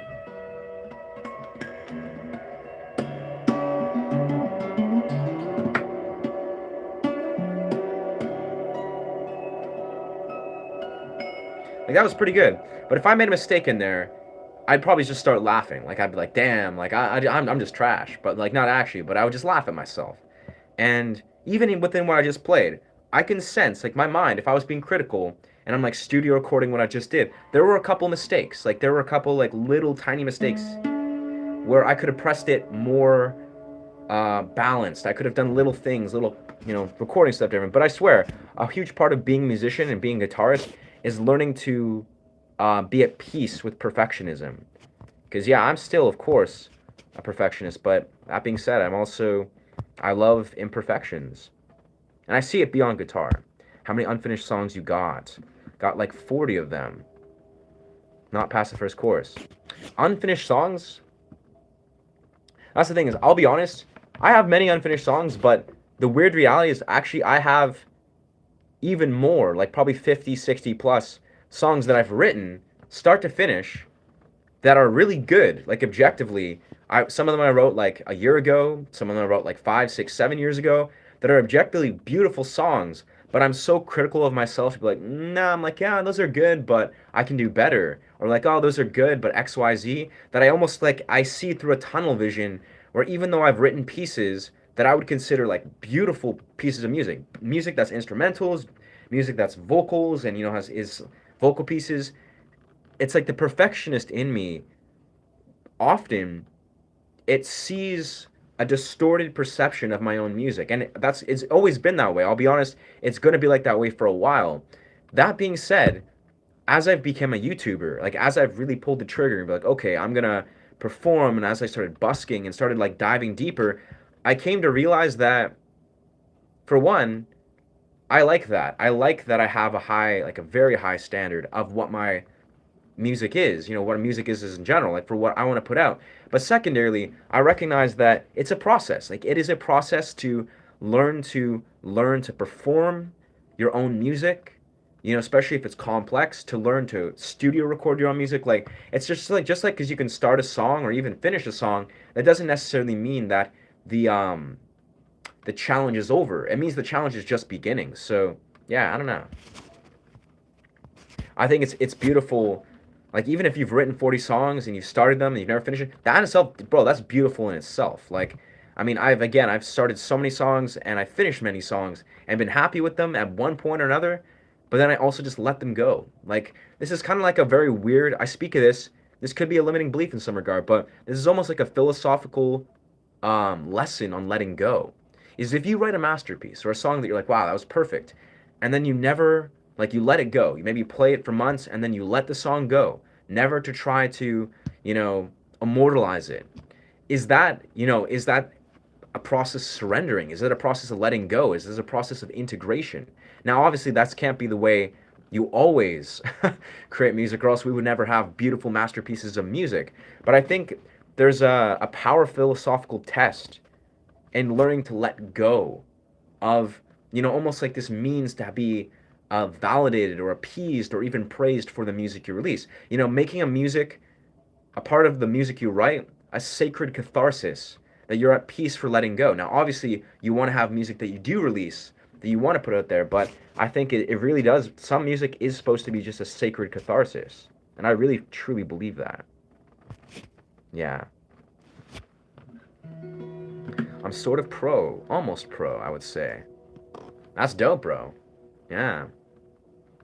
I mean, yeah, I think even if we are pro, even if we're expert or advanced beyond perimeters, we should always like strive to just be like way, strive to go way beyond, like, and kind of like, break outside of the models of what we think people define as like professional, because like that's a funny word, I'll be honest. Like professional, I I think we can do many things professionally, but there's certain things that we can almost hold a sacred reverence to in our life, and take that any way you desire to. But for me, I desire to have full autonomy over my own creative sort of endeavors. And I could be a professional in so many different things, and I am a professional in various realms. But I think I like the freedom of almost like choosing the way that I monetize the things that I offer. Yeah. Anyways, yeah, lots of yapping. I can't say I know how one last breath. Yeah, you sound like I don't have to say Marcel and Gangster. You guys sound like excellent. Well, Marcel, he was the homie saying he's playing for 13 years violin. Like, sound like an extraordinary musician. Like, hands down, like that's that's devotion. Like, that's dedication. You have what it takes. Like, that's absolutely phenomenal. And like, if any of you guys in this room, this chat, like if you guys are able to apply yourself, like devote yourself as you have and discipline yourself, you're so much already all the way there. Like, to be a musician, to pick up a guitar, to piano, wherever, if you can like discipline yourself and apply yourself, that's like, yeah, that's just such a massive part of the journey. If you're just a person that's can act.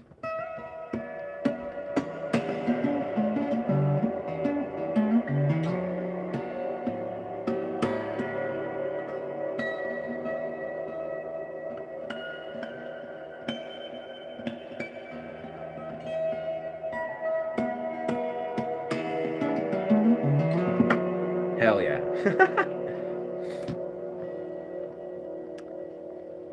Paganani. Hell yes. Violin made me happy. Yeah, that's... Yeah, it's such a spiritual endeavor, I feel, I feel like for me, guitar was like 1000%. A lot with a lot of the creative modalities I do is like, I would grind, and when I was like 11, 12 years old, I say I started when I was 11, 12, which is the truth, but the fact of the matter is when I was 11, 12, like in that distinct point in my life, I was really struggling. Like I was not doing well. I was gripping with a lot of things. I was also just 11, 12, I'm a kid, I'm just figuring out life, but I'll be honest, that was a really difficult phase of my life. And it's actually, obviously it's not a coincidence that when I was at that age, that is when I decided. I remember I actually had this very distinct conversation with myself where I told myself, if I would be nothing in life, if my life would go nowhere, at least I would have this. And this is what I told myself when I was playing guitar, when I was like rocking out, playing my Jackson, covering Avenged Sevenfold. I would just rock out. I was like, if I at least develop this, like as a guitarist, this will add meaning and purpose to these moments that may feel purposeless, that might feel defeating as an 11, 12-year-old. And I really think that, like, as a full-grown adult, through so much of my life, guitar has literally been, like, the direct catharsis. Like, I swear, I say this often. I've said this in my streams often. Hell, I've been on streams where I'll feel this way, where I could be in the lowest lows. Like, life could just feel just really very dark, very difficult. And if I pick up my guitar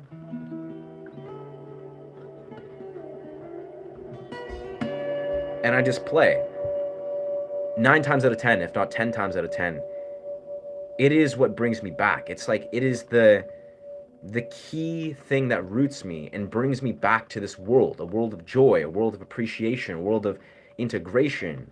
Like it really is so. It's like guitar or any instrument, obviously, it is deep catharsis, and I think it's powerful that it doesn't have to always be that way. You don't have to just be like, processing and integrating trauma, via playing an instrument, but eventually you'll integrate that trauma. Eventually you'll heal. You will. And I feel like I've seen this in my own life. You will heal. You will integrate the messages that you were meant to integrate, but you will still have this modality. You will still have this realm of music, this catharsis. And you'll have even a deeper lens, an even deeper depth of appreciation for this. Yeah. Anyways, Yap Fest. Yes, yes. My words. Isn't it intriguing that if you play a D chord and you move down a full step, you get an E chord? Absolutely, brother. That's absolutely the best shit ever. Like fucking...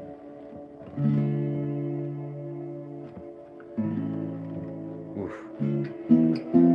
I'm in 432 hertz right now, so I'm not in official standard tuning, but I agree with that. I agree. I love these perspectives.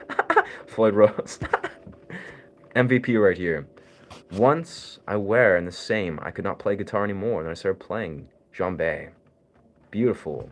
Wow. That's beautiful. I love that you shared that, Madeline, because truthfully, I was in a very similar place, but with pan flute. Like, that's actually part of why I play this.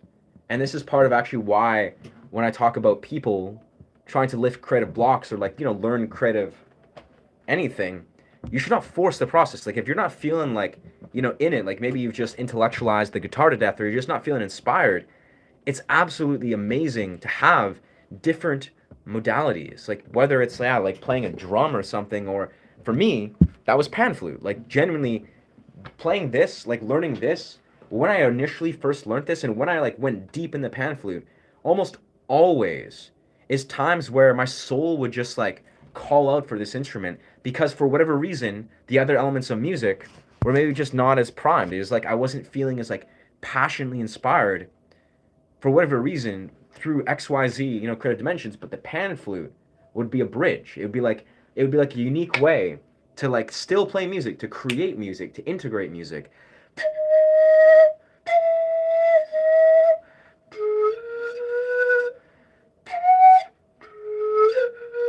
But in a very unique way.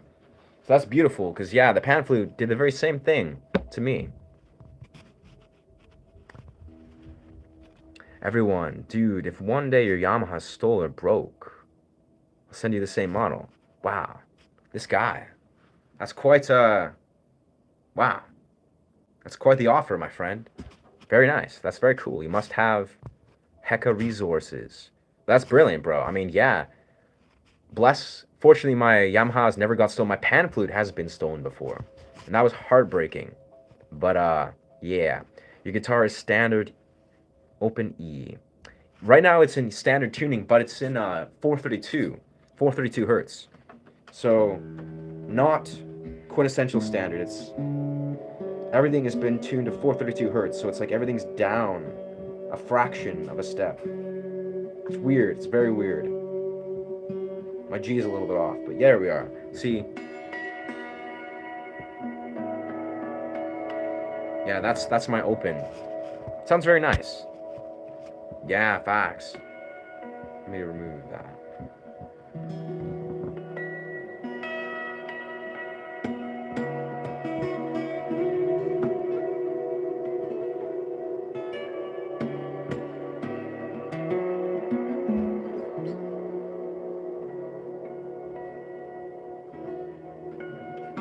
Whoa.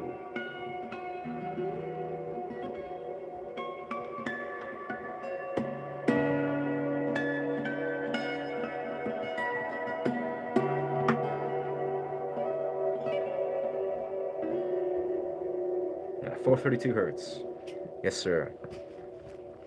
Yeah, harmonics are exceptional. I agree so much. Silver Puck. It's yeah, harmonics, bro. They are it, brother. Yes. It's more precious. Huh. Yeah, more precious to him, his car. That's beautiful, bro. That's poetry. I mean, I'll be honest. I think, without a shadow of a doubt, I mean, to some people, I was just watching Tokyo Drift, the movie, And I was kind of enamored. I'm like, man, these people really fucking love cars. Like they're just like they're talking about like the philosophical and like spiritual elements of the cars where they're drifting, and as kids they would drift and watch the drifter. I was like, wow, that's beautiful. But I've never felt that way about cars, and it actually made me think. I hope one day I do feel that way about cars. Like I get like spiritually connected, but I definitely feel that way about guitars. Yeah, yeah. Car doesn't harmonize. That's true. I'll be honest. Like that's deep facts. Like is harmony. Like harmony, bro. Like you guys may be familiar or maybe not, but hopefully you guys with Jacob Collier, right? Jacob Collier. He's a dude that's like won a bunch of Oscars, does a lot of like harmonization. That dude is an absolute genius. I love that dude. And he's weirdly enough, he has a very similar birthday, and I think he's 1 year younger than me. We're like very similar, strangely enough, in our Earth journey. But the bizarre thing is, when I first came across Jake Collier, I was like, who is this dude? Like, what? I don't get it. Like, I was like, I don't understand why he's like harmonizing like Flintstones and doing these like weird things musically that didn't make sense. But then I got to listen to Jacob Collier. I got to listen to him talk. I got to like see more of his like music. And then I heard him play guitar songs like Little Blue and a lot of his guitar music. And Jacob Collier is like such a absolute genius with harmony, like on such a powerful level that even just listening to Jacob Collier talk about harmony, it makes me understand harmony even better. It makes me like understand, and even it makes me want to play a piano and learn to like create like very intricate harmonies. And it's like Jacob Collier is just an absolute gem of a human being. So it's like when I think harmony, like capital H harmony, I love musicians like Jacob Collier that really showcase that shit. He's like an alien. Yeah. Heck yeah, bro. An alien, yeah. Yeah, if you're talking about, yeah, the homie Jacob Collier, I think he is definitely a different breed. Like, very much. He reminds me of a guy in a movie singing, wandering around, all just saying, give love a chance. Bro, I know, it's if you're talking about, yeah, Jacob Collier, he's a trippy dude. I'll be honest, like, I don't get it. I can't. I'm not on the same level. He sings, like, almost like, I think it's like Frank Sinatra, where he has like a similar, like very very low register. Like Jacob Collier, I don't know what his vocal range is, but he's very low. He can achieve very low notes very naturally, and I love that. Like I respect that so heavily, but I don't get it, and I don't understand, how Jacob Collier creates these like, almost like it sounds like something you listen to like Disney or something. It's very beautiful. It's very like blissful and euphoric. But for a dude like me, I it took me many years to learn how to make music that is happy. Like I'll be honest, for many, many, many years, all I created was music that sounds like melancholic and like harrowing and distraught, and it was like very rare. It took me so many years to actually achieve music that literally just sounds like happy. It's like celebratory. It's like ecstatic and blissful. And I've achieved that. Fortunately, like I've definitely noticed myself, and it probably has a lot to do with my own psychological development, but it's like a dude like Jacob Collier, he's just like pouring out music that's just pure bliss. Like the dude is just high as fuck on life. It's beautiful. Yeah, it's like I really feel Jacob Collier. I can sense the way he talks, the way he's so passionate, the way people love his passion. He is a happy dude. He's like emotionally healthy, like happy dude, and it's fucking awesome. Like I love it. Like it's like medicine. Like you see a musician like Jacob Collier is so like heartwarming and uplifting. I on again, it doesn't resonate entirely. Like I can't. I've lived a very different life from Jacob Collier, but man, I gotta say, I love the guy so much. Like, such a gem. Shout out Jacob Collier. Yeah, people who never played instruments are missing the point. Probably so, my friend, but then again, there's people, because I'm also a tutter, right? I'm also like a fire performer, acrobatic, etc. Like, I have many layers of performance art. I've met people that don't play instruments.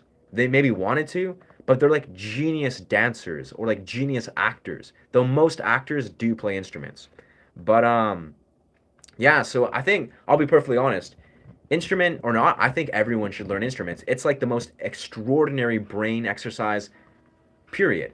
But performance art as a whole, like all performance art, all of it, dancing, circus, freaking acting, and music and all realms of music. All of that, I think, is like that's like the pinnacle of the human experience. Like that, all of it. I think it's all beautiful.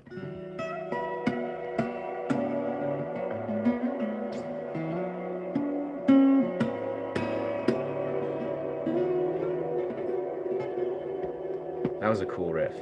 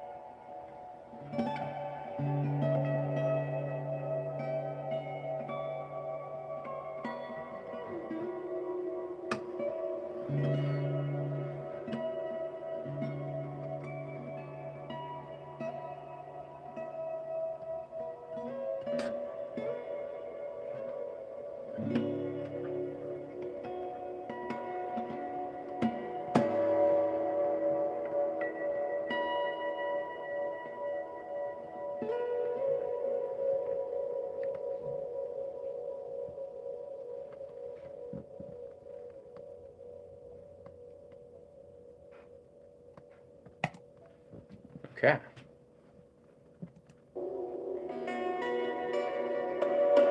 I like that. That sounded like an interesting composition. Not noise, just peace. Nah.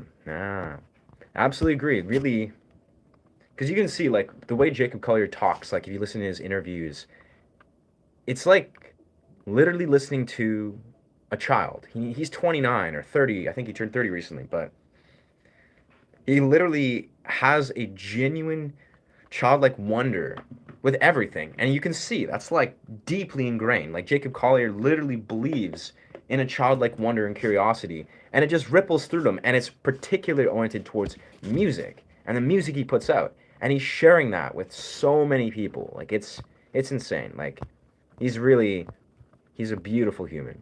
Everybody has their way of happiness. For like an artist, yeah. Art is really, yeah. No, life is just art. You have to practice the spirit of the Viking gentleness curve. Yeah, it's it's interesting because absolutely let's be real here. Just like artists or people like Terence McKenna or what's the word, Picasso, or what's the word, Salvador Dali. Art is not supposed to be like at least not quintessentially, like historically, art's not supposed to be this like what's the word, like what's the word? Like ruby glasses. It's not supposed to be this like shining, beautiful, sort of dreamland. It's like art is obviously it's built on reality. Reality is like intense. Like reality is polarizing. It's like how Salvador Dali says. It's like art should what should it should comfort the disturbed and disturb the comfort or the comfortable. And I really believe that. It's like art is meant to like create ripples. It's meant to be like powerful. And yeah, the human experience is like it's like a very intense experience. And I think too, like part of what I personally believe in, like, I'm a musician, right? But I'm also a martial artist. I'm also a tutter. I'm like an athlete in a sense, in many rights. Like I really, truly, deeply believe in essentially the warrior archetype of the human experience. Obviously as men, we have an important piece of our primal archetype that is supposed to be honoring the warrior, which is like the strife, the discomfort of the human experience. Like life is supposed to be like this kind of tumultuous, turmoilic sort of mix. Like we're supposed to, especially as men, we're supposed to like lean in to this like warrior essence, this warrior archetype that I think obviously is expressed in the deeper sort of harmonious things that is in the other archetypes, like the archetype of love, the archetype of like the sorcerer, the yeah, and of course the archetype of the king. Anyways, that's like abstract, but I absolutely I love this. You can do overthinking. You can do both. Overthinking is a lack of harmony or disharmony. Ballad. She rejected me. Please sing a song. Well, I don't quintessentially sing, perform. I play some guitar melodies, brother. But all I can say is, it's like rejection's a normal part of life. Like, let's be real here. Like, let's be very forthcoming. Is you have to be okay with rejection in life, in business, and everything. Now, I'm sure emotional grief, pain, it sucks, brother. But you got to be at peace. It's okay, brother. You're gonna be okay. Like, absolutely true. But we all have to learn, we all have to learn these things at different phases.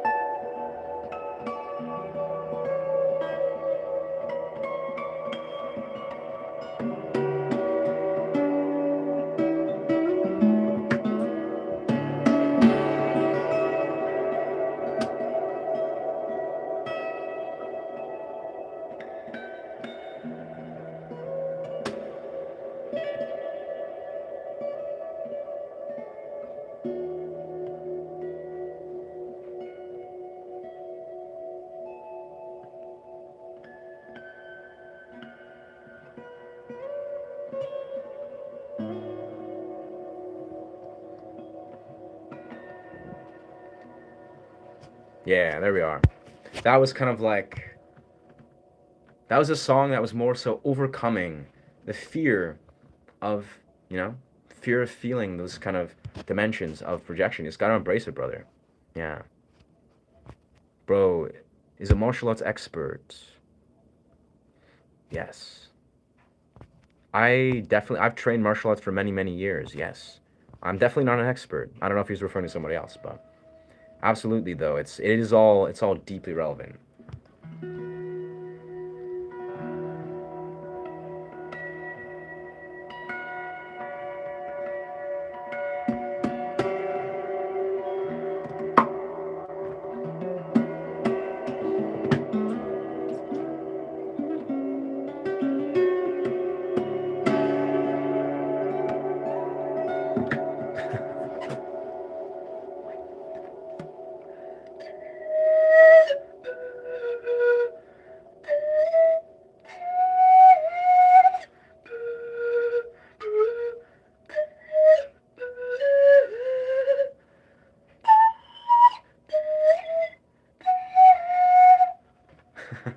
Missed the scale on that one note there, but yeah.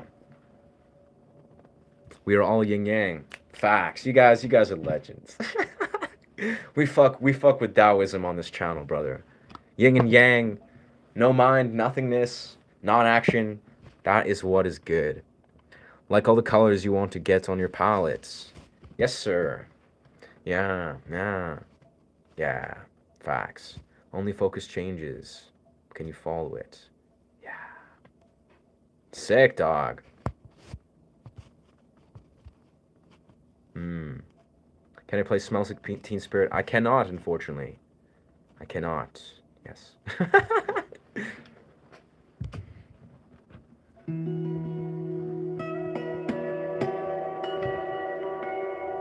I'm pretty good. Yeah, I've had a great week.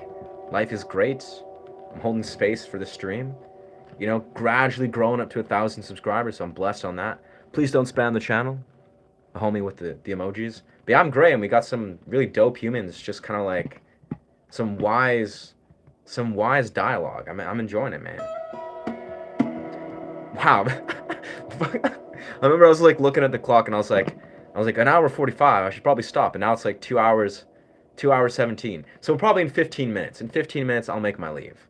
So I got to go for a run, do a cold plunge, work on some editing, work on some studio recording, etc., etc. But in 15 minutes I'll put an exit to this. But man, you guys are legends and we're one step closer. It's funny. I don't know why. I was kind of kidding. I was jesting on this earlier. I guess I'm getting there slowly. It's funny. I used to get like 20, 30 subs per stream. For some reason, like the algorithm just like launched me with a lot of attention. The last like, couple days, it sort of slowed down. So I almost think YouTube senses. They sense I'm getting close to 1,000. So they're just like slowing it down ever so slightly.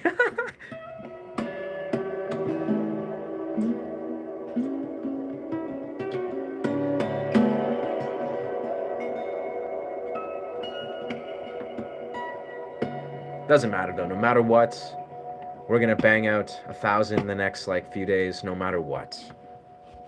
I can't say I know how to play Coldplay. Coldplay's tight as fuck, but yeah, I have no idea how to perform Coldplay.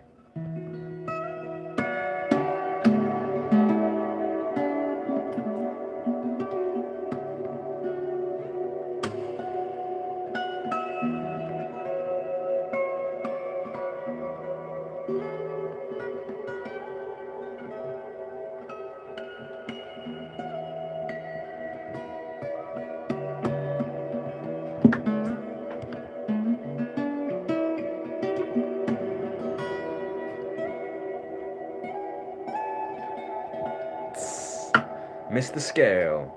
Why did you start music? Or why did I start music? What was the reason? Huh. I love this question. Cause I'll be honest, like there's many reasons that I pursue music, like many, but I think the core reason, like when I was a young kid, I think it started when I was like 5 or 6, or no, I was like 7 or something. And I started to like paint a lot. Like I was like spending a lot of time drawing and painting, coloring things. And I was like, wow, I'm really good at this. But I realized what I wasn't really good at was music. Like what I realized, I was like, I'm pretty good at art, like painting, matching colors, drawing stuff. I was like, this is, for some reason, this comes very naturally. But what didn't come naturally was playing guitar, was playing music. I was like, wow, this looks really challenging. So I guess as a young kid, I saw guitar, and particularly being a musician, as a very big challenge. And then when I turned about 8 years old, I remember I just woke up one year on Christmas and I was gifted like a tiny little half-size Yamaha guitar. Like I just woke up and there was a big, guitar wrapped up at the Christmas tree. And I was like, oh, damn.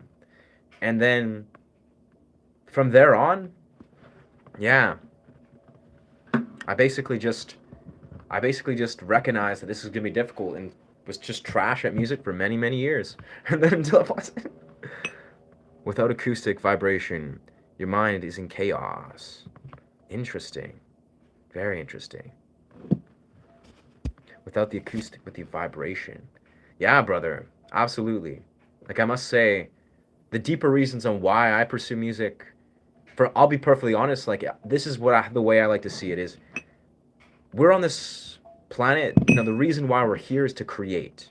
I feel like this is my reason, my purpose for being on this planet is creation, right? It's just creation. All of us, it's like to engage in creative energy, to creative life source. Like we're here to create, to procreate.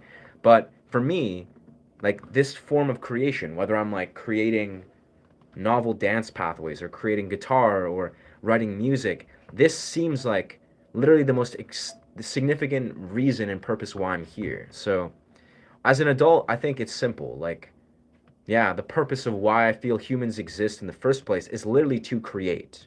And it feels like to honor that, to be a part of that, feels like an honor. But definitely as a young kid, I started music because I thought it was hard. I thought it was difficult. I recognized that I had a tendency to be good at like coloring, painting, drawing, but I recognized that, yeah, guitar and music was not something I was naturally good at, so I wanted to pursue that.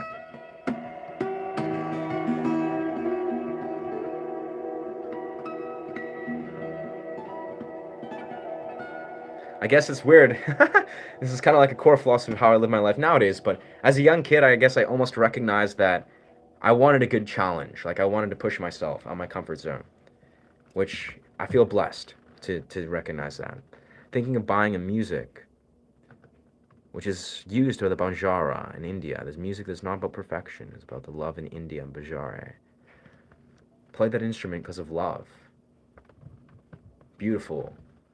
I'm curious what this is, the Banjara. I think that's a phenomenal idea, brother. Like, I think with music, the more intention, absolutely, like the more intention and connection to what your why is, why you're doing it, is the better. So if your intention out of curiosity is to learn it, then absolutely. Banjara. I think I know what you're talking about, but Banjara cuisine. Okay, maybe this isn't even, okay, it's a part of the Indian culture. Used by Banjara in India, so buying a music instrument. Or music. Super dope.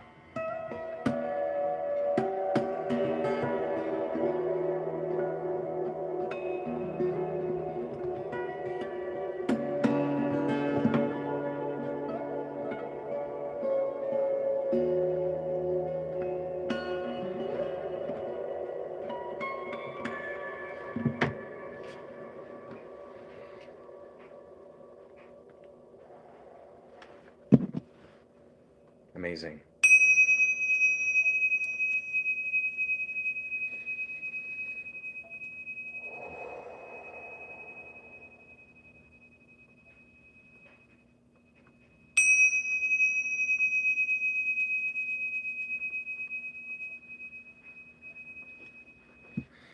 So I want to thank you guys so much for being here. And yeah, it's just, this has been great. I feel like now we're approaching the 2.5 hour mark innately. So I'm going to exit this live stream. I'm going to go for a run, do a cold plunge. But yeah, thank you so much for chiming in. Appreciate you guys. Appreciate the support and the dialogue. Yeah, you guys are dope as fuck.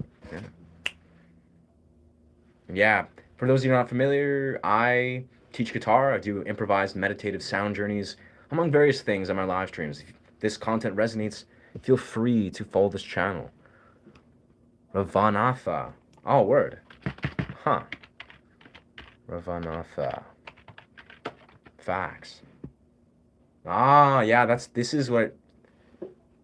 actually, strangely enough, that's kind of what I thought it was. I mean, I think this is like a variant where there's like a bow. Huh. I must say, ancient Indians are very innovative. Like, they're just like very innovative musically. Yeah. Beautiful. But yes, thank you again so much for chiming in. Deeply appreciate you guys. Much love. Bless. Ashe.